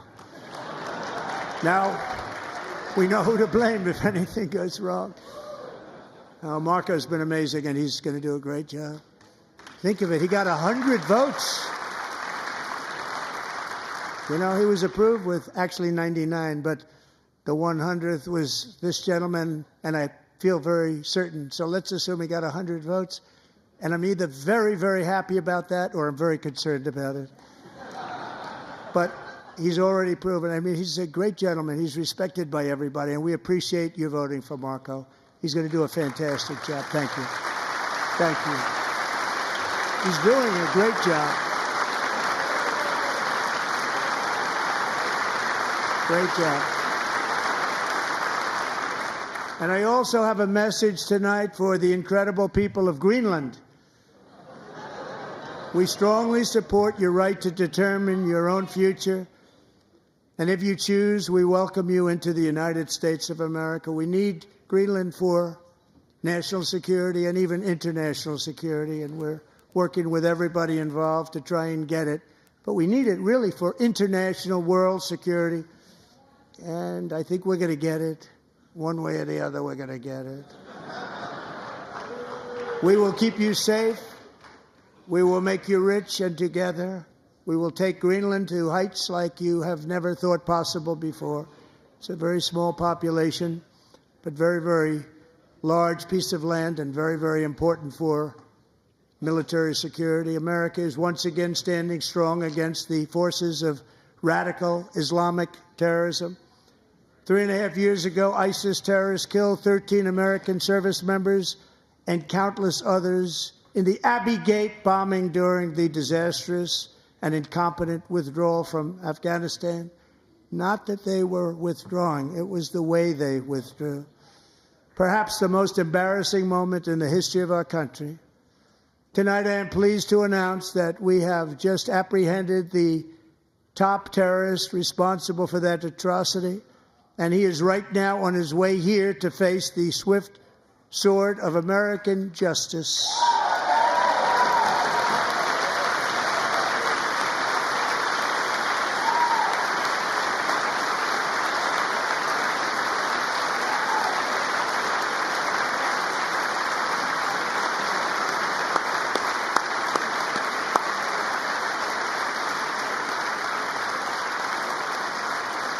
And I want to thank especially the government of Pakistan for helping arrest this monster. This was a very momentous day for those 13 families who I actually got to know very well, most of them, whose children were murdered, and the many people that were so badly, over 42 people, so badly injured on that fateful day in Afghanistan. What a horrible day. Such incompetence was shown. That when Putin saw what happened, I guess he said, wow, maybe this is my chance. That's how bad it was. Should have never happened. Grossly incompetent people. I spoke to many of the parents and loved ones, and they're all in our hearts tonight. Just spoke to them on the phone. We had a big call. every one of them called, and everybody was on the line, and they did nothing but cry with happiness. They were very happy, as happy as you can be under those circumstances. Their child, brother, sister, son, daughter was killed for no reason whatsoever. In the Middle East, we're bringing back our hostages from Gaza. In my first term, we achieved one of the most groundbreaking peace agreements in generations, the Abraham Accords.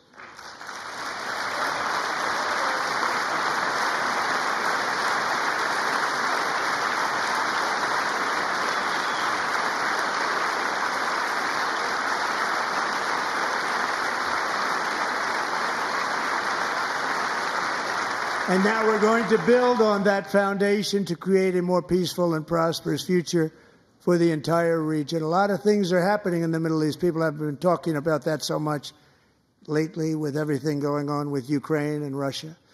But a lot of things are happening in the Middle East. It's a rough neighborhood, actually. I'm also working tirelessly to end the savage conflict in Ukraine. Millions of Ukrainians and Russians have been needlessly killed or wounded in this horrific and brutal conflict with no end in sight. The United States has sent hundreds of billions of dollars to support Ukraine's defense with no security, with no anything.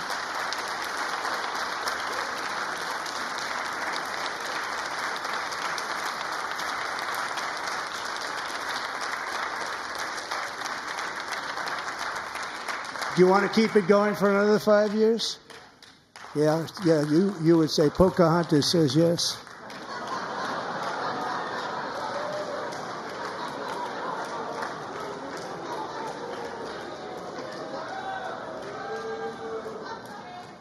$2,000 people are being killed every single week. More than that. They're Russian young people. They're Ukrainian young people. They're not Americans. But I want it to stop. Meanwhile, Europe has sadly spent more money buying Russian oil and gas than they have spent on defending Ukraine, by far. Think of that. They've spent more buying Russian oil and gas than they have defending. And we've spent perhaps $350 billion, like taking candy from a baby. That's what happened. And they've spent $100 billion. What a difference that is. And we have an ocean separating us, and they don't. But we're getting along very well with them, and lots of good things are happening. Biden has authorized more money in this fight than Europe has spent, by billions and billions of dollars. It's hard to believe that they wouldn't have stopped it and said, at some point, come on, let's equalize. You got to be equal to us. But that didn't happen. Earlier today, I received an important letter from President Zelensky of Ukraine. The letter reads, Ukraine is ready to come to the negotiating table as soon as possible to bring lasting peace closer. Nobody wants peace more than the Ukrainians, he said. My team and I stand ready to work under President Trump's strong leadership to get a peace that lasts. We do really value how much America has done to help Ukraine maintain its sovereignty and independence. Regarding the agreement on minerals and security, Ukraine is ready to sign it at any time that is convenient for you. I appreciate that he sent this letter, just got it a little while ago. Simultaneously, we've had serious discussions with Russia and have received strong signals that they are ready for peace. Wouldn't that be beautiful? Wouldn't that be beautiful?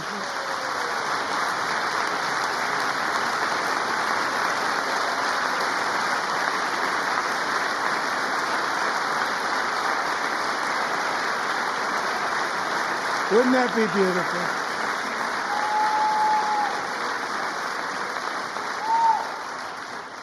It's time to stop this madness. It's time to halt the killing. It's time to end this senseless war. If you want to end wars, you have to talk to both sides. Nearly 4 years ago, amid rising tensions, a history teacher named Mark Fogel was detained in Russia and sentenced to 14 years in a penal colony. Rough stuff. The previous administration barely lifted a finger to help him. They knew he was innocent, but they had no idea where to begin. But last summer, I promised his 95-year-old mother, Malphine, that we would bring her boy safely back home. After 22 days in office, I did just that, and they are here tonight.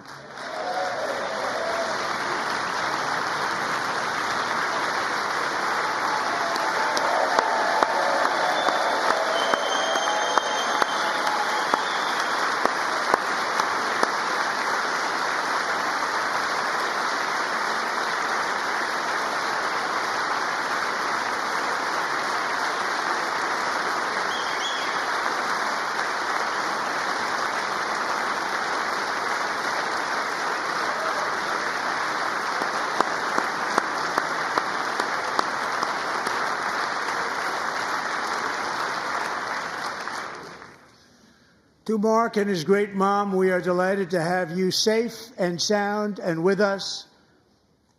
As fate would have it, Mark Fogel was born in a small rural town in Butler, Pennsylvania. Have you heard of it?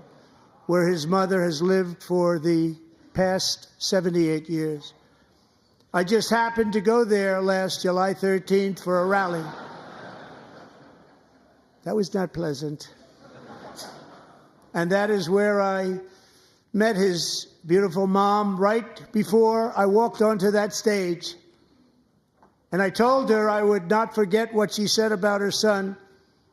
And I never did I? Never forgot.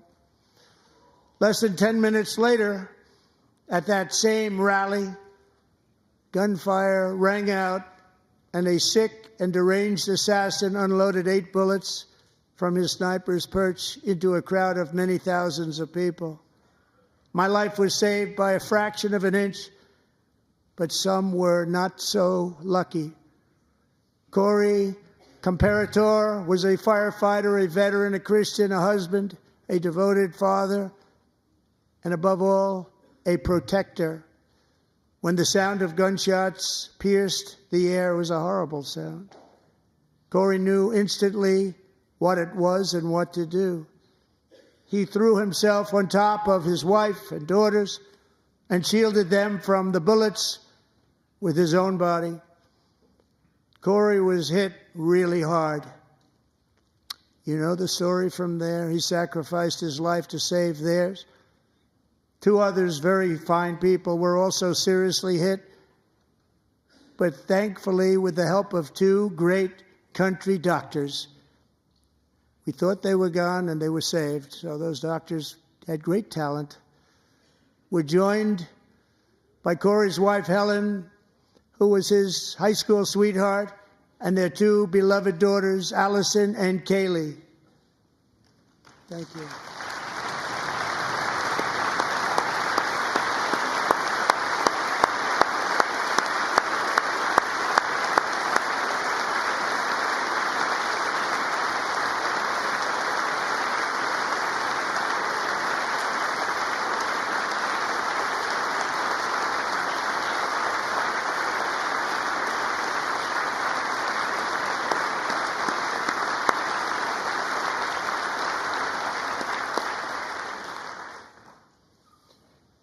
To Helen, Allison, and Kaylee, Corey is looking down on his 3 beautiful ladies right now, and he is cheering you on. He loves you.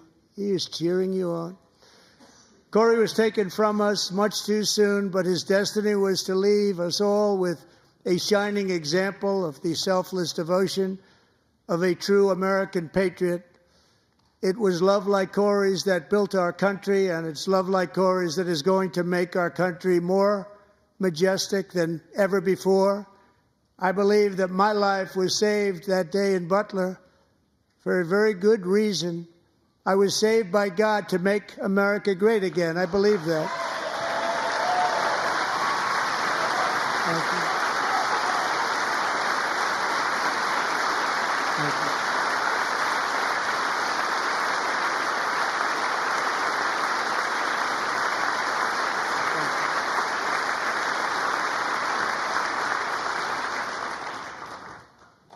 Thank you very much. From the patriots of Lexington and Concord to the heroes of Gettysburg and Normandy, from the warriors who crossed the Delaware to the trailblazers who climbed the Rockies, and from the legends who soared at Kitty Hawk to the astronauts who touched the moon, Americans have always been the people who defied all odds, transcended all dangers, made the most extraordinary sacrifices, and did whatever it took to defend our children, our country, and our freedom.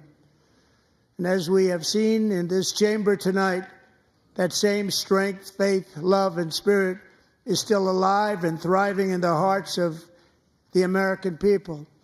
Despite the best efforts of those who would try to censor us, silence us, break us, destroy us, Americans are today a proud, free, sovereign, and independent nation that will always be free, and we will fight for it till death. We will never let anything happen to our beloved country, because we are a country of doers, dreamers, fighters, and survivors. Our ancestors crossed a vast ocean, strode into the unknown wilderness, and carved their fortunes from the rock and soil of a perilous and very dangerous frontier. They chased our destiny across a boundless continent. They built the railroads, laid the highways, and graced the world with American marvels like the Empire State Building, the mighty Hoover Dam, and the towering Golden Gate Bridge. They lit the world with electricity, broke free of the force of gravity, fired up the engines of American industry, vanquished the communists, fascists, and Marxists all over the world, and gave us countless modern wonders sculptured out of iron, glass, and steel. We stand on the shoulders of these pioneers who won and built the modern age, these workers who poured their sweat into the skylines of our cities, these warriors who shed their blood on fields of battle and gave everything they had for our rights and for our freedom. Now it is our time to take up the righteous cause of American liberty. And it is our turn to take America's destiny into our own hands and begin the most thrilling days in the history of our country. This will be our greatest era. With God's help, over the next 4 years, we are going to lead this nation even higher, and we are going to forge the freest, most advanced, most dynamic, and most dominant civilization ever to exist on the face of this earth. We are going to create the highest quality of life, build the safest and wealthiest and healthiest and most vital communities anywhere in the world. We are going to conquer the vast frontiers of science, and we are going to lead humanity into space and plant the American flag on the planet Mars and even far beyond.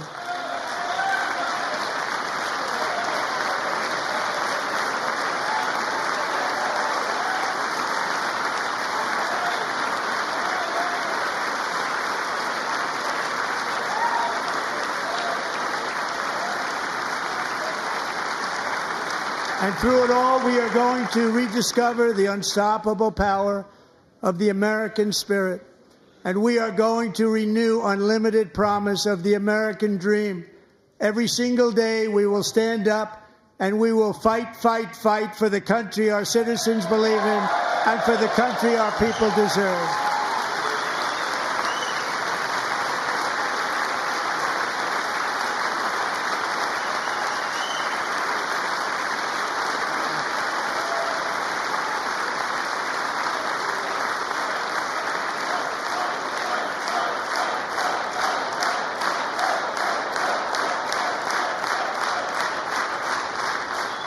My fellow Americans, get ready for an incredible future, because the golden age of America has only just begun.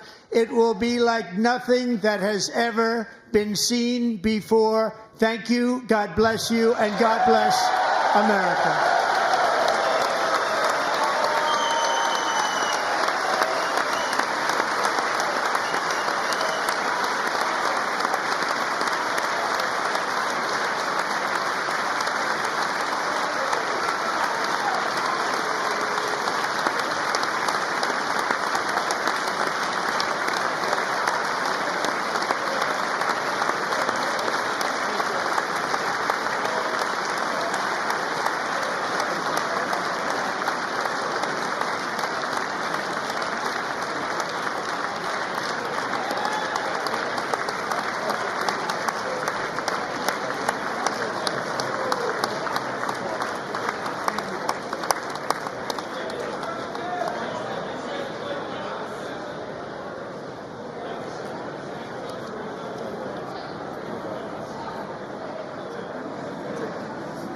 Thank you very much. Great job. Thank you. Great honor.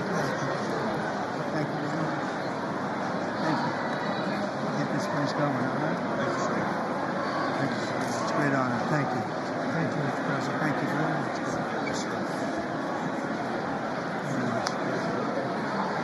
Thank you very much. Appreciate it. Thank you. I see you teaching young people for world without. Well, I'm trying to. Great guy. Thank you. That's your favorite. Thank you. Thank you very much. Appreciate it. Thank you again. Thank you again. Won't forget.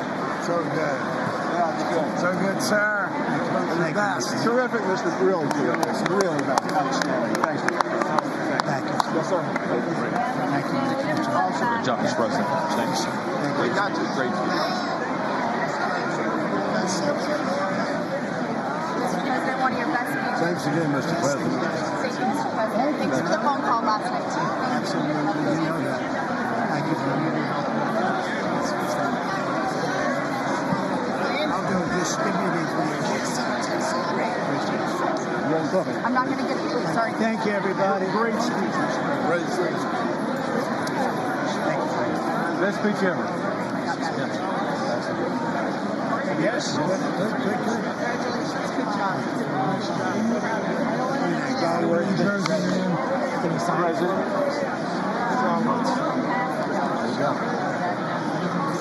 President Roger Williams, thanks for the call. I love Roger. They stood for another country, not our country.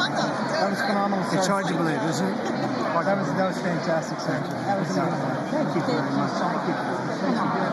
quick selfie. Mr. President. Good job, Mr. President. Great job. Thank you so much. Great speech, sir. Great speech. Yes, sir. President back in that time. They stand up. Oh, just pick up. I want to say it all. Absolutely. Good job, Mr. Oh, good. How you doing? All right? Did you get a chance to shake his hand earlier? No? Do you want me to get a picture of you shaking his hand or anything? You're good. Thank you very much. Let's do viral. Thank you, darling. Sir, thank you. I love you. Best speech on the floor ever. Yeah, it was so good. Thank you so very good. much. Hey, you rocked it, Mr. President. We're with you. 100% crushed. Thank you very much. Really good. It was Congratulations, awesome. President. Yeah. Best speech ever. Thank you. It was. Mr. President, that was a great speech. That was awesome. God bless you. It was wonderful. Great job. Let's go. Get down to that. You get down. Good luck. Yes, sir. No, thank you. It's so great. Thank you, everybody. Good job. Thank you for mentioning God needs to help us. Thank you, Mr. It's President. true. Mr. President. Thank you. Thank you. Great speech. Great speech. That was phenomenal. Thanks for taking my call. Good luck. Yeah. My man. Thank you for standing You strong. really triggered those people. Yeah. Tremendous, Mr. President. Thank Somebody you. did. Thank you so much. Thanks for the beneficial ownership and this week. That was Oh, a good yeah. one. Thanks for mentioning farmers. Well, we love our farmers. Thank you, man. Thank you, Mr. President. You earned this night. Thank you very much. Appreciate it. What time? Thank you, man.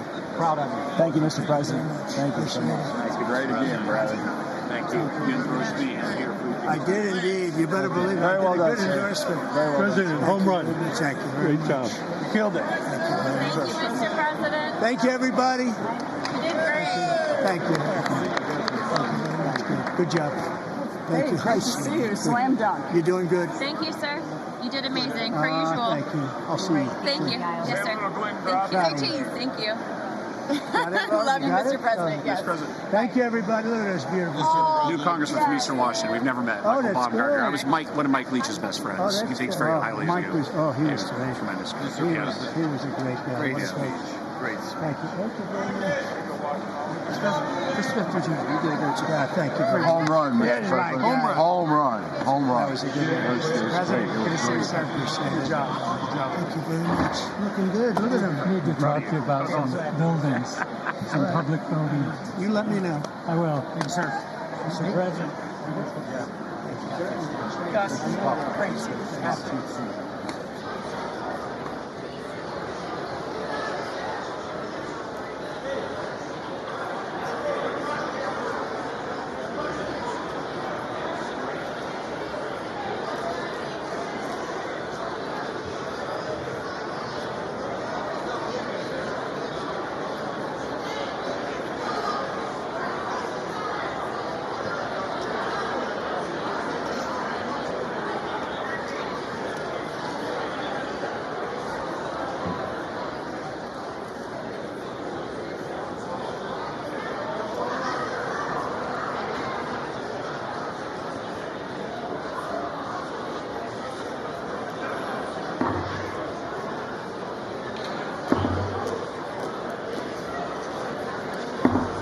The House will be in order.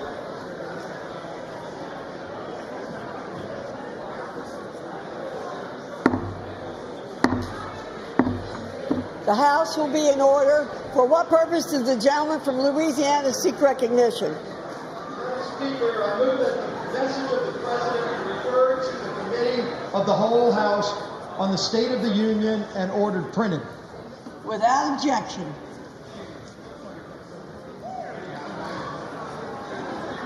Does it?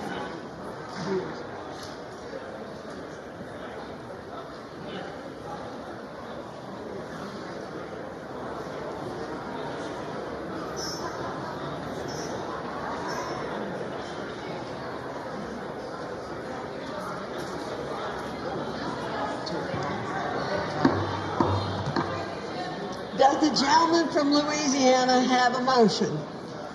Madam Speaker, I move that the House now stand adjourned. The question is on the motion to adjourn. Those in favor say aye.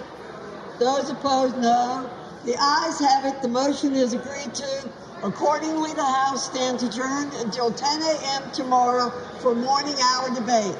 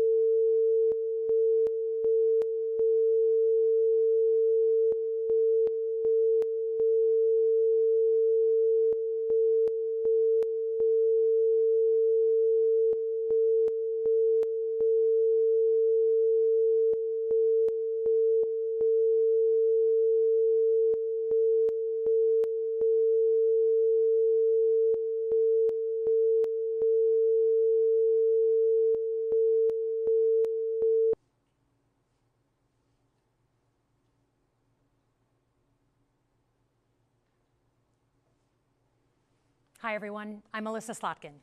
I'm honored to have the opportunity to speak tonight. It's late, so I promise to be a lot shorter than what you just watched. I won't take it personally if you've never heard of me. I'm the new senator from the great state of Michigan, where I grew up. I've been in public service my entire life because I happened to be in New York City on 9/11 when the Twin Towers came down. Before the smoke cleared, I knew I wanted to make a life in national security.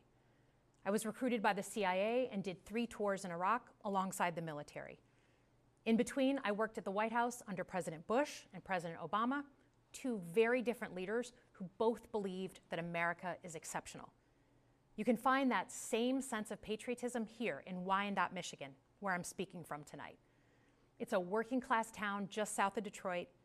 President Trump and I both won here in November. It might not seem like it, but plenty of places like this still exist across the United States.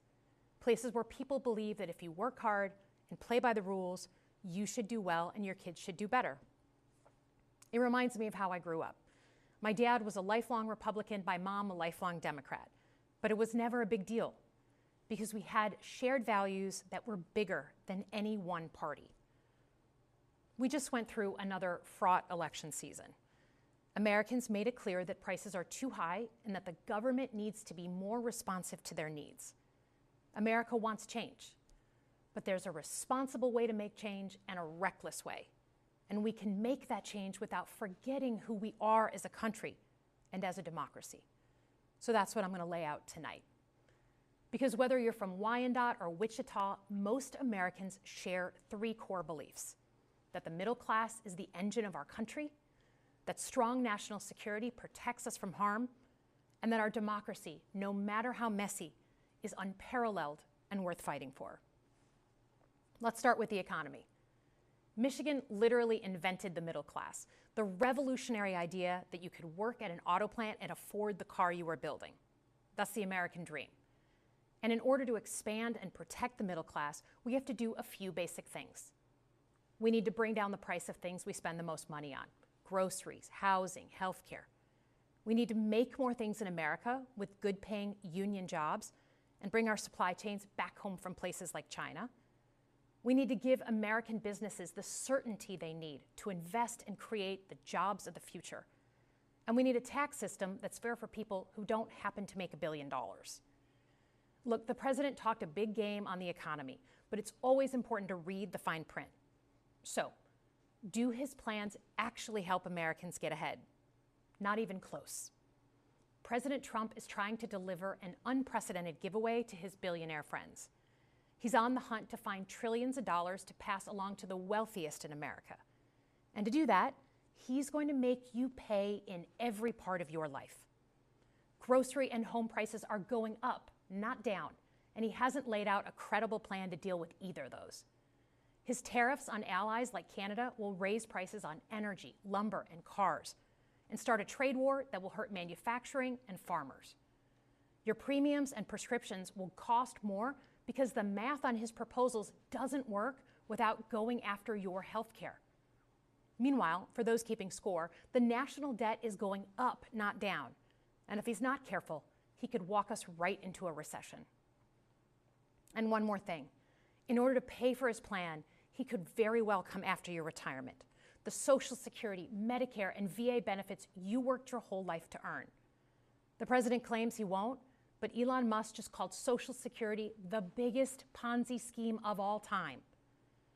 While we're on the subject of Elon Musk, is there anyone in America who is comfortable with him and his gang of 20-year-olds using their own computer servers to poke through your tax returns, your health information, and your bank accounts? No oversight, no protections against cyber attack, no guardrails on what they do with your private data. We need a more efficient government. You want to cut waste? I'll help you do it. But change doesn't need to be chaotic or make us less safe. The mindless firing of people who work to protect our nuclear weapons, keep our planes from crashing, and conduct the research that finds the cure for cancer, only to rehire them 2 days later? No CEO in America could do that without being summarily fired. Okay, so we've talked about economic security. How about national security? Let's start with the border. As someone who spent my whole career protecting our homeland, every country deserves to know who and what is coming across its border, period. Democrats and Republicans should all be for that.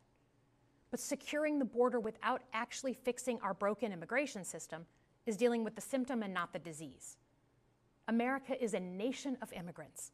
We need a functional system keyed to the needs of our economy that allows vetted people to come and work here legally. So I look forward to the president's plan on that. Because here's the thing.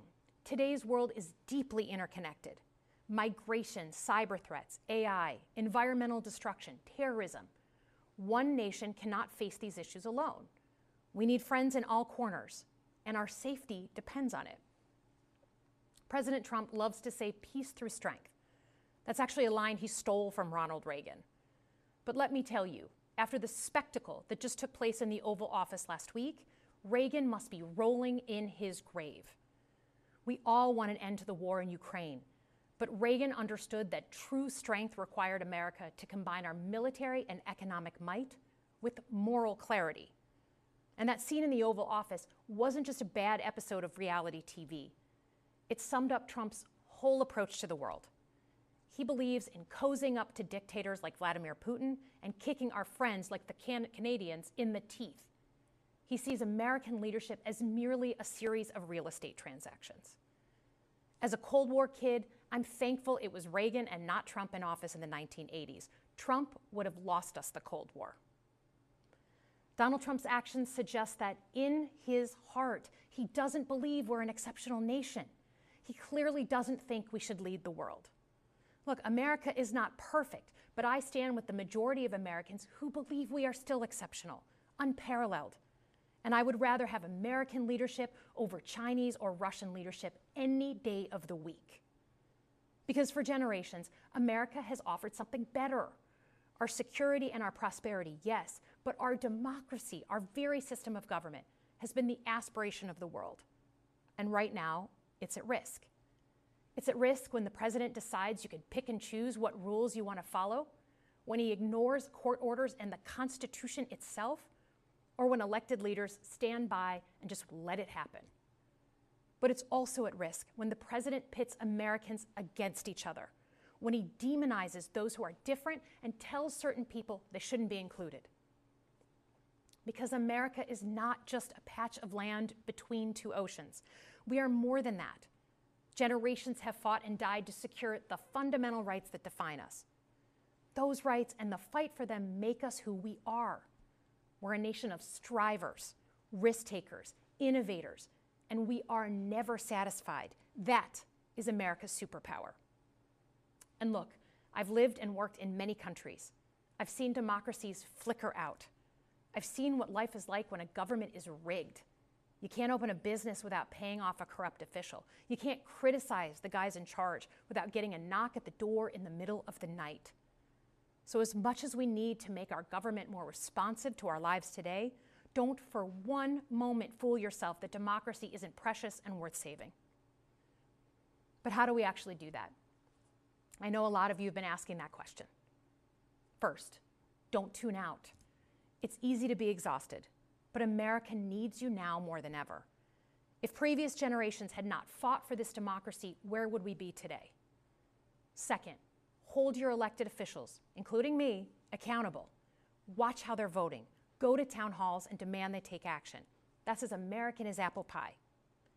Third, organize. Pick just one issue you're passionate about and engage. And doom scrolling doesn't count. Join a group that cares about your issue and act. And if you can't find one, start one. Some of the most important movements in our history have come from the bottom up. In closing, we all know that our country is going through something right now.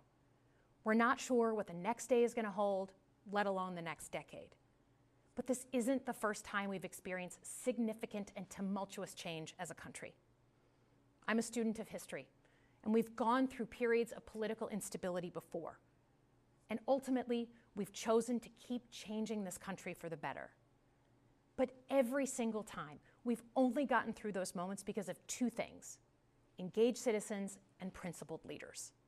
Engaged citizens who do a little bit more than they're used to doing to fight for the things that they care about, and principled leaders who are ready to receive the ball and do something about it. So thank you tonight for caring about your country. Just by watching, you qualify as engaged citizens. And I promise that I and my fellow Democrats will do everything in our power to be the principled leaders that you deserve. Good night, everyone.